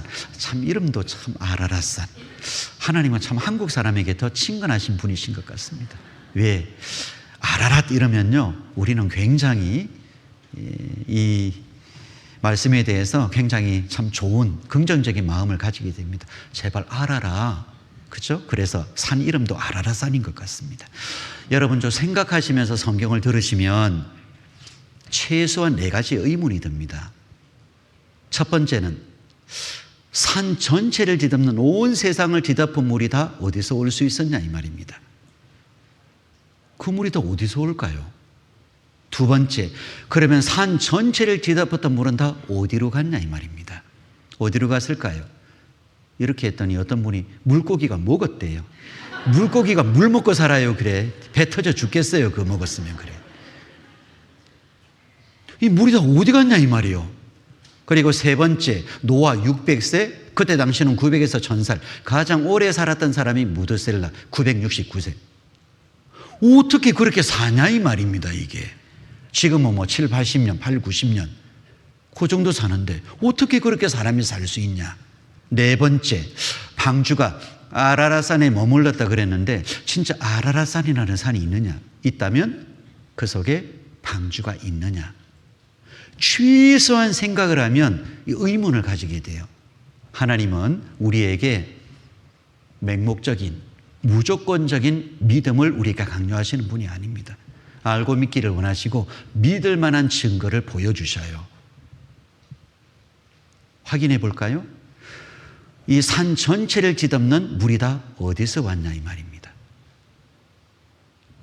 하나님이 창조하신 처음에 이 지구의 모습은 현재의 모습과 달랐습니다. 그래서 창세기 1장 6절에서 8절 보면 하나님이 가라사대 물 가운데 궁창이 있어 물과 물로 나뉘게 하리라 하시고 하나님이 궁창을 만드사 궁창 아래 물과 궁창 위의 물로 나뉘게 하심에 그대로 되니라. 하나님이 궁창을 하늘이라 칭하시니라. 저녁이 되며 아침이 되니 이는 둘째 날이니라. 그래서 하나님이 궁창을 하늘이라 칭하시니라. 궁창 위의 물과 궁창 아래 물로 나뉘게 했다 그랬죠. 이것을 그림으로 표현해 볼까요? 하나님이 처음 지구를 만들었습니다. 궁창을 하늘이라 칭하시니라. 궁창 위의 물과 궁창 아래 물로 나뉘게 하셨다. 그래서 궁창 위의 물, 하늘 위에 지구 전체를 뒤덮는 보호막 역할을 해줄 수 있었던 물층이 있었습니다. 그래서 지구 전체를 물층이 있어서 뒤덮는 물층이 있어서 태양 광선이 비치면요, 이 물층이 전부 다 걸러주는 역할을 해요. 그래서 물층이라는 보호막이 지구를 둘러싸고 있었기 때문에 지구 전체는 따뜻한 지구였습니다. 아열대 기후를 유지했습니다. 온도와 습도가 동일하고요, 거대한 온실과 같은 역할을 하고 있었어요.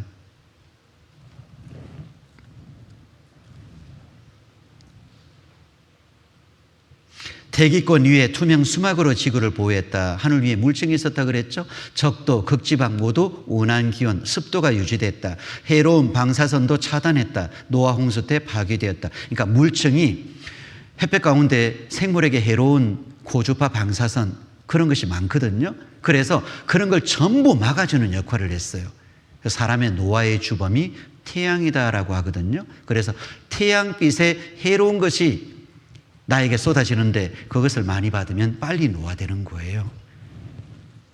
그래서 하나님이 보호막을 만들어 주셨던 거예요. 인간 수명 900살 가능했다. 노아 홍수 전에 하늘에 물층이 존재했다. 햇빛 속 생물의 해로운 고주파 방사선 차단했다. 적당 온도 햇볕 보내 지구 전체의 온화한 기후였다. 그래서요, 여기 노아 홍수 후에 인간 수명 단축됐다. 지구 전체를 뒤덮는 물이 다 어디서 왔냐면 지구 하늘 위에 있었던 궁창, 그 보호막 역할을 했던 그 물층이 땅 위로 다 쏟아 부은 거예요. 40일 밤낮으로 비가 쏟아 부은 거예요. 이렇게 말씀드리니 어떤 분이 그럽니다. 목사님, 하늘에 어떻게 물층이 있을 수 있어요? 지금도 하늘에 물이 떠다니잖아요. 지금도요. 지금도 그 먹구름이 꽉 차 있으면 그게 물이지 뭡니까? 물 분자가 모여서 구름을 형성하는데요. 그게 한 번씩 쏟아붓잖아요. 지금도 하늘에 물이 떠다니는데 뭐가 이상합니까? 이상하기는. 노아 홍수 전후의 수명 비교요. 그래서 아담 때부터 셈까지 보세요. 노아 때까지는 900에서 1000살입니다. 그런데 노아 때부터 노아의 아들 셈 때부터 그 이후에는 급격하게 수명이 줄어듭니다. 그래서 이 물층이 있었기 때문에 사람의 수명이 오래 살 수 있었다라고 이야기를 합니다. 그리고 이것보다 더 하나님이 주신 보호막이 있었습니다. 그게 뭐냐면 자기장입니다. 태양이 가스덩어리거든요. 이것이 터지면 태양풍, 열풍, 온갖 생물에 해로운 것이 다 지구로 쏟아져 들어옵니다. 그런데 자기장이 있어서 이걸 전부 막아주는 역할을 합니다. 다 피해가는 거예요. 그런데 자기장은 특징이 있습니다. 1400년마다 반으로 그 자기장의 양이 줄어듭니다. 그러면 아담 때로 거슬러 올라가면 지금의 자기장보다 약 16배에서 20배 정도의 강한 자기장이 지구를 보호하고 있었어요. 그래서 지구 전체는 완전하게 보호막 역할을 하는 자기장이 감싸고 있었기 때문에 사람의 수명 그리고 모든 생명들이 오래 살 수 있고 크기도 엄청났던 겁니다. 제가 제주도에서 7년 살면서요, 제주도는 밭에서 일하시는 어르신들이 많으셔요. 땡볕에서 굉장히 또 햇볕도 강하거든요. 일하시는 어르신들이 많은데 연세가 지긋해 보이셔요. 그런데 가서 여쭤봅니다. 연세가 어떻게 되셔요? 여쭤보면 의외로 젊으셔요. 근데 모습은 엄청 늙어 보이셔요. 왜? 항상 햇볕 받으면서 농사일을 하시니까 많이 늙어 보이셔요. 서울에서 제가 6년을 살았거든요. 서울에 계신 어르신들은 엄청 젊어 보이셔요. 근데 연세를 여쭤봅니다. 연세가 또 지긋하셔요. 왜 이렇게 젊으신가 봤더니 전부 땅속으로 다니네. 전부 땅속으로만 다녀요. 위로는 안 다녀요. 그러니 안 늙어요. 안 늙어. 예, 얼마나 젊으신지 몰라요. 너무 실감나는 거예요. 그리고 정말 사람이 오래 살 수 있었던 이유는 자기장입니다. 여기 한번 보세요. 살고 있는 지구 자기장이 갑자기 없어지면 그 순간 지구에 살아있는 생명체들이 순식간에 다 죽어버립니다. 그 정도로 이 자기장이 지구에 살고 있는 생명체에게 반드시 필요한 요소라는 것인데요. 근데 큰 문제가 하나 있습니다. 이 지구 자기장이 시간이 지날수록 계속 약해지고 있다는 것입니다. 과학자들이 이 자기장의 세기를 오랜 기간 동안 측정을 해봤더니 대략 1400년마다 반토막이 나고 있는 거예요. 근데 우리가 여기서 생각해 봐야 될 것이 제가 자주 하는 거 있죠. 바로 역추적이요. 과거로 그럼 돌려보자고요. 그러면 1400년 전에는 지금보다 2배 더 자기장이 강했겠죠. 그리고 2800년 전에는 4배였겠죠. 그리고 홍수심판 때, 그러니까 4200년 전에는 8배가 강했겠죠. 그리고 아담 시대 때 5600년 전에는 16배 이상 강했던 거예요. 그래서 정리해보면 아담 시대 때는 이 자기장이 지금보다 16배 이상 더 강했으니까 지금보다 16배 이상 더 강한 자기장이 지구를 보호하고 있었던 거예요. 근데 거기에 궁창 위에 물까지 추가되면 그때 지구는 엄청나게 보호를 받고 있었다는 걸 우리는 알게 되는 것입니다. 그래서 사람의 수명이 1000살 가까이 살 수 있었던 거예요. 지금하고는 완전히 다른 모습이죠. 그리고 이제 이 궁창 위에 물청이 땅으로 다 쏟아졌는데요. 그럼 물이 산 전체를 뒤덮었던 물이 다 어디 갔을까요? 여기 물이 사라진 이유에 대해서, 모습에 대해서 이야기하고 있죠. 하나님이 노아와 그와 함께 방주에 있는 모든 들짐승과 육식을 권념하사 바람으로 땅 위에 불게 하심에 물이 감하였고 그랬어요. 바람으로 땅 위에 불게 하심에 물이 감하였고, 물이 줄어든 이유가 바람 때문에 줄어들었다 그랬어요. 바람이 어떻게 불까요? 자, 보세요. 지구 전체를 뒤덮던 물층이 다 땅으로 쏟아졌습니다. 그러면 태양광선이 직접 내리쬐죠. 그러면 물층이 있을 때는 지구 전체가 온도가 다 동일해요. 그런데 물층이 사라지면서 태양빛이 많이 비치는 곳, 덜 비치는 곳, 그래서 지구 전체 온도 차이가 생겨요. 온도 차이가 생기니까 더운 곳에서 찬 곳으로, 찬 곳에서 더운 곳으로 바람이 불기 시작합니다. 그래서 온도 차이가, 기압 차이가 되고, 기압 차이 때문에 바람이 불기 시작하는 거예요. 그래서 적도를 중심으로 북반구에 있는 바람은 지금도 이렇게 불고 있잖아요.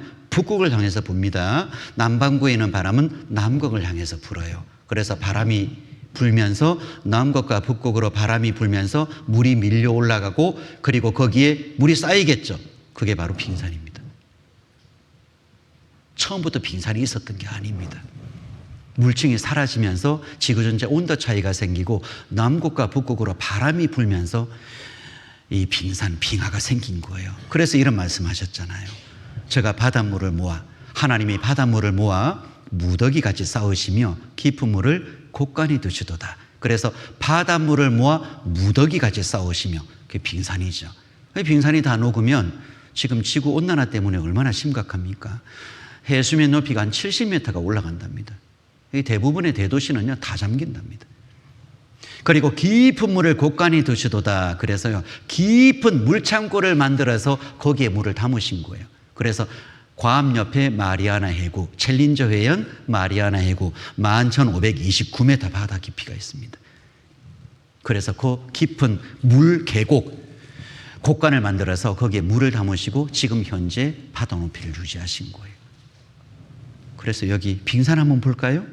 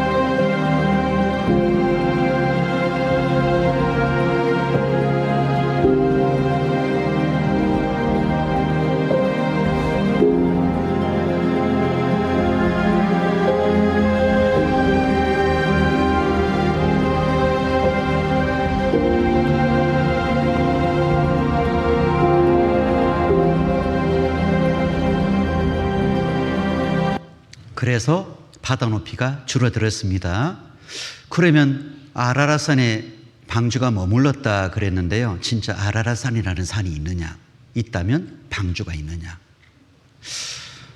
여러분 있으면 어떡하실래요? 제가 책을 보다가 누가 지은 시를 좀 읽게 되었습니다. 그 시가 사실이면 어떡하실래요? 그 시 제목이 그렇습니다. 그 내용을 읽어봤더니 성경의 사실이면 당신은 어떡하실래요? 하나님이 진짜 창조주이시면 당신은 어떡하실래요? 하나님이 역사를 주관하시는 분이시면 당신은 어떡하실래요? 하나님이 당신의 죄를 심판하시는 분이시라면 당신은 진짜 어떡하실래요? 당신은 어떡하실래요? 그 내용이 쭉 그런 내용입니다. 진짜 어떡하실래요? 이거 인정할 수밖에 없는 거예요. 성경적인 믿음은 그냥 결심해서 믿는 게 아니고요. 사실이니까 인정할 수밖에 없어서 믿는 믿음이에요. 진짜니까 믿는 거예요. 아라라산이 있습니다. 터키 아라라트산 노아의 방주 묻힌 곳 해발 5,165m. 그래서요, 터키와 아르메니아 접경 지역에 이 아라라산이 있습니다. 그래서 5,165m. 한라산 2배 반 높이입니다. 그래서요, 여기에 노아의 방주가 있습니다. 여기 지도를 펼쳐보면 아라라산 해서 나오죠. 5,165m. 이 방주를 만들어서요, 이게 이제 노아의 가족 그리고 암소 한 쌍씩 다 태웠습니다. 이 배의 크기를요, 암소 한 쌍씩 다 태울 수 있는지 확인해 봤더니 충분히 가능하다라고 크기가 나옵니다. 노아의 방주 아라라트 산정 얼음 속에 있다. 나사 인공위성 사진 분석이 발단되었다. 노아의 방주 터키 아라라트 산에서 찾았다. 구약 성서에 나오는 것과 모양 크기가 같다. 노아의 방주는 실제로 있었다. 그래서요, 실제 2009년도 탐험대가 가서 방주 안에까지 들어가고 증거물을 수집합니다. 그리고 뉴스에도 나오고요, 기자회견까지 하고 증거물을 홍콩 박물관에 전시하기도 하고요. 실제 방주가 있다라는 것이 온 세상에 다 알려졌습니다. 자, 한번 볼까요? 성경 속에 등장하는 아라라산과 같은 지명의 산이 현재에도 남아있다. 그곳은 바로 터키의 아라라산이다. 터키의 아라라산은 그 지방말로 쿠이-누라고 불리기도 했는데, 이는 노아의 산이라는 뜻이며 오랫동안 신성시 되어 온 곳인데다가 현재 이곳 동네 이름들은 지난 수천 년간 노아와 노아의 자손들의 이름을 사용하고 있다고 한다. 뿐만 아니라 이 아라라산에는 바다에서만 볼 수 있는 어패류의 화석과 소금 등 대홍수가 있었음을 증명하는 흔적들이 발견되기도 했다. 터키의 아라라산은 세계적인 주목을 받는다. 수많은 탐사대원들이 아라라산을 찾게 되었으며 2009년 10월 홍콩에 위치한 기독교 영화 제작사이 터키의 과학자들로 구성된 탐사대가 터키의 아라라산 탐사를 시작하게 된다. 그들이 아라라산 해발 4,000m 지점에서 발견한 것은 거대한 목재 구조물이었는데, 눈과 화산재 아래에 묻혀 있었던 이 목재 구조물을 이란에서 탄소연대 측정을 한 결과 기원전 2800년의 것으로 확인됐다. 탐사팀은 이 측정 결과를 근거로 이 목재 구조물이 노아의 방주로 추정된다고 공식 발표하기에 이른다. 방주가 발견됐다라고 방송에 나왔죠.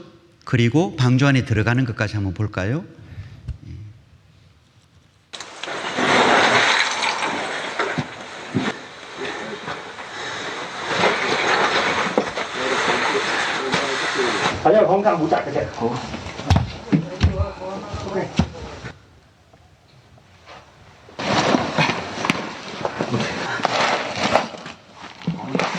조심해요. 여기까지도 배 아니네. 엄청 큰데? 여기 밑에는 뭐가 있지?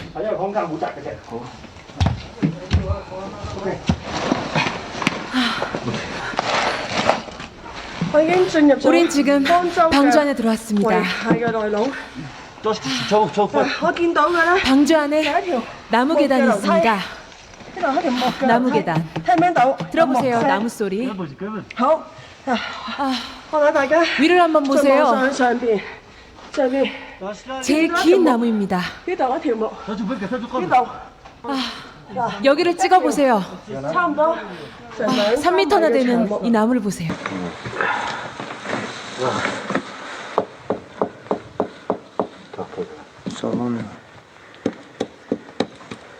실제 방주 안에 들어가서 모든 게 다 촬영이 되었죠. 여러분, 실제 아라라산에 방주가 있는 거 이렇게 증명이 다 되었어요. 그리고 노아의 그 아들로 말미암아 이제 온 세상에 또 사람들이 생겨납니다. 그래서 보세요. 이들은 노아 자손의 족속들이요 그 세계와 나라대로라. 홍수 후에 이들에게서 땅의 열국 백성이 나뉘었더라. 그래서 노아의 세 아들로 말미암아 온 세상 사람들, 민족 그리고 인종이 다양화됩니다. 여기 보세요. 결정적인 사건이 하나 있습니다. 지극히 높으신 자가 열국의 기업을 주실 때 인종을 분정하실 때에, 그러니까 인종이 나뉘어질 그때가 있었어요. 이때가 언제냐면 창세기 11장에 바벨탑을 쌓는 사건이 있습니다.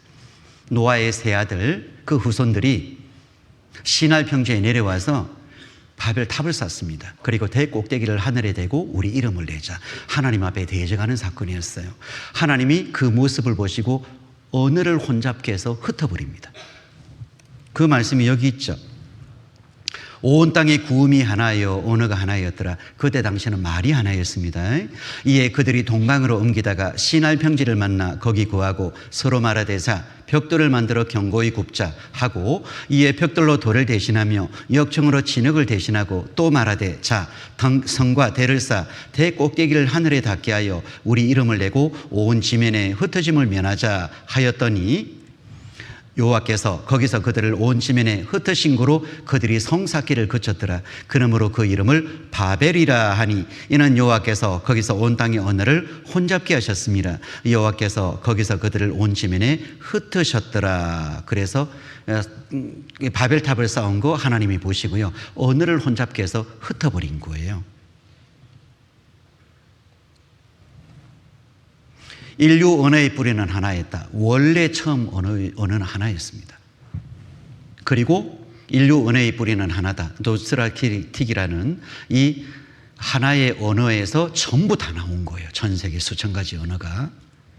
이 바벨탑을 쌓았던 상상도입니다. 바벨탑 상상도. 그리고 쌓았던 이 터도 발견이 되고요. 실제 인류 문명은 이라크에서 시작되었다. 시날 평리 이라크에서 시작되었다. 고대 메소포타미아 문명 중심지 바벨론시 복원된다. 그래서 여기 보셔요. 고대 문명, 메소포타미아 문명, 여기가 최초의 문명입니다. 인류 역사 중에 최고로 오래된 고대 문명, 메소포타미아 문명. 그리고 함의 후손들, 노아의 세 아들 중에 중간 아들 함의 후손들이 이집트로 이주하면서요, 이 아프리카로 이주하면서 이집트 문명을 발전시킵니다. 흑인종의 조상이 돼요, 함 후손들이. 그리고 노아의 세 아들 중에 셋째 아들 야벳의 후손들이 유럽으로 이주합니다. 그리고 물질 문명을 발전시키고 백인종의 조상이 됩니다.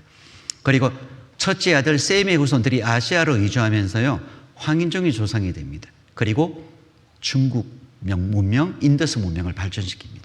그래서 쭉 이주하면서 이렇게 발전하게 된 거예요. 좀 여담이지만 저는 이거 보면요, 항상 우리 한국 사람들의 그 민족성도 좀 연관이 있는 것 같아요. 보세요. 셈의 후손들이 아시아 쪽으로 이주하죠. 가다가 쭉 가다가 이거 힘들어서 못 살겠다, 우리 여기 눌러 앉자 라고 앉은 사람들이 저기 동남아, 여기 인도 사람들입니다. 그러니까 좀 물러요. 예, 그죠?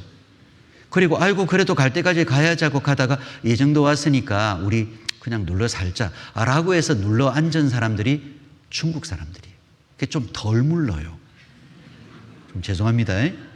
한국 사람은요, 끝장을 본 거예요. 끝장을 본 거예요. 시베리아로 올라갔다가 내려와서 가도 갈 데가 없는 여기까지 내려온 거예요. 완전히 끝장 본 민족이에요.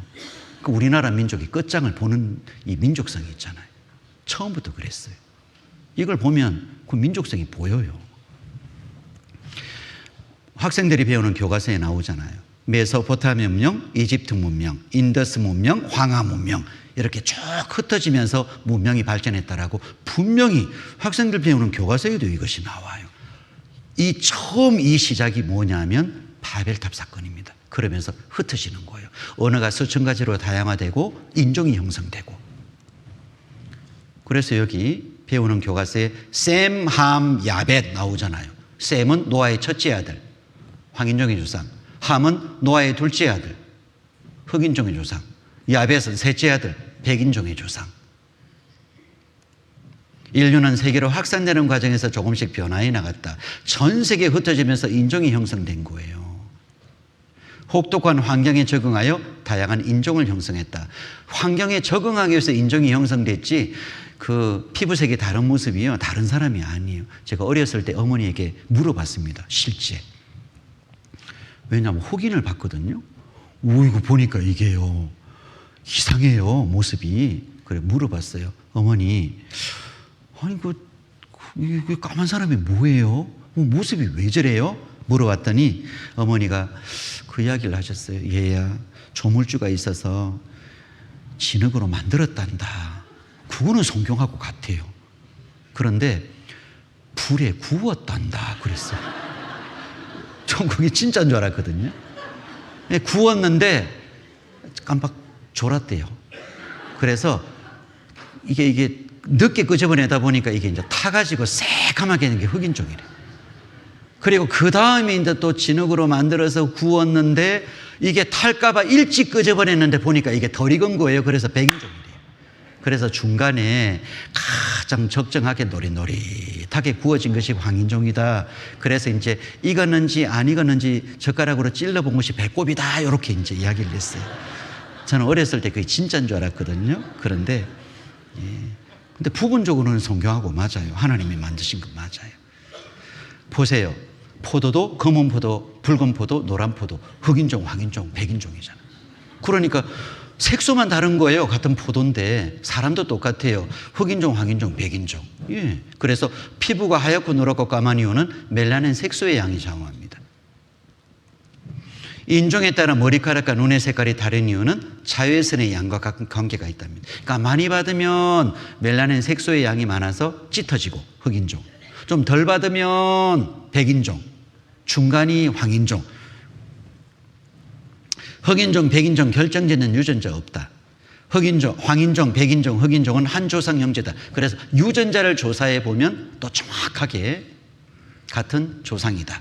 같은 형제다. 이것이 증명이 돼요. 한민족 뿌리 성경에서 찾았다. 동양인종은 욕단의 후손이다.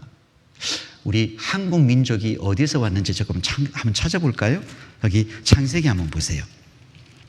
창세기 10장을 한번 보세요. 이건 제가 화면에 안 띄우겠습니다. 창세기 10장, 30장. 우리 한민족이 어디서 왔는지 나오죠. 10장 30절. 30절 그들의 거하는 것은 메사에서부터 스발로 가는 길에 동편 산이었더라. 여기 스발로 가는 길에 동편 산이었더라. 여기 스발, 여기가 시베리아입니다. 그러니까 우리나라 원래 조상은 중동 지방에서 이주하면서 시베리아를 거쳐서 이 아래쪽으로 내려온 거예요.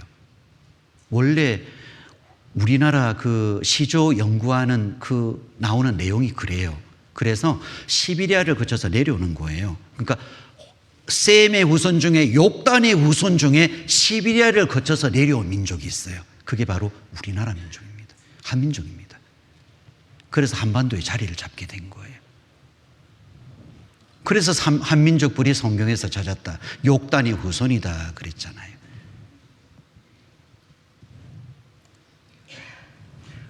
아까 보여드린 거지만 여기 한번 보세요. 여기가 아라라산이거든요.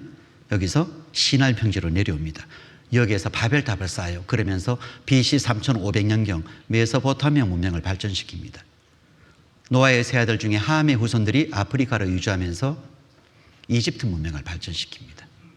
그리고 야벳의 후손들이 유럽으로 이주하면서 물질 문명을 발전시킵니다. 백인종이 조상이 되죠. 셈의 후손들이 아시아로 이주하면서 BC 2500년경에서 2000년 인더스 문명, 2000년에서 1500년 황하 문명, 그 다음에 고조선 문명, 쭉 전 세계 이주하면서 모든 문명이 발전한 거예요. 그러니까 성경 말씀 이게 맞는 거예요. 바벨탑을 쌓았던 터도 발견됐습니다. 한번 볼까요? 바벨탑의 터를 한번 보겠습니다.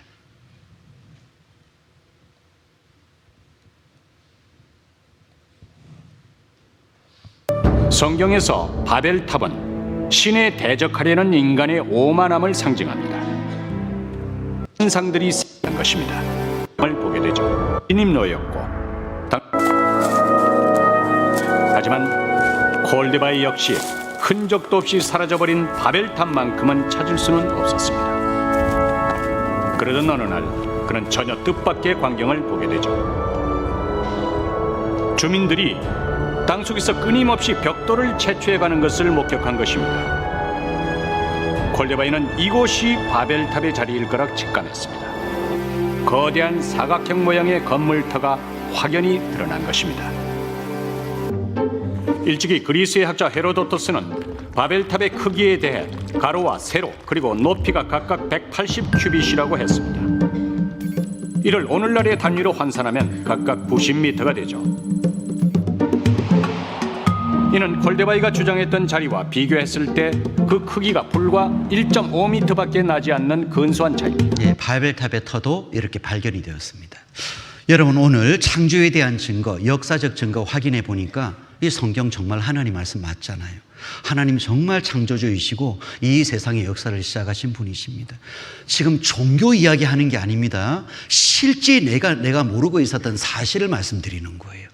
성경은 우리에게 진리를 가르쳐주고 계신 거예요. 그래서 하나님은 살아계십니다. 하나님은 창조주이시고 역사의 주관자이십니다. 그리고 나에게 인생을 주신 분이십니다. 그리고 내 영혼을 거두시는 분이십니다. 내가 하나님 앞에 갔을 때 어떤 모습으로 갈 것인지, 하나님 앞에 내가 어떤 일을 당해야 될 것인지 성경을 통해서 자세히 확인해 보셔야 됩니다. 그리고 하나님이 주시는 천국을 반드시 얻으셔야 됩니다. 내일 또 꼭 오셔서 하나님이 또 믿을 만한 증거 보여주시는 거 내일 확인해 보시기 바랍니다. 자, 일어나시기 전에 잠시 하실 일이 있습니다.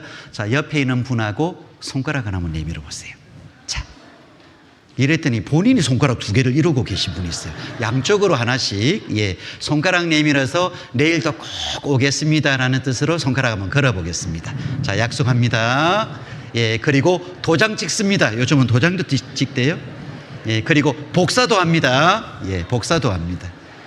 예, 어떤 분은 등기까지 하시더라고요.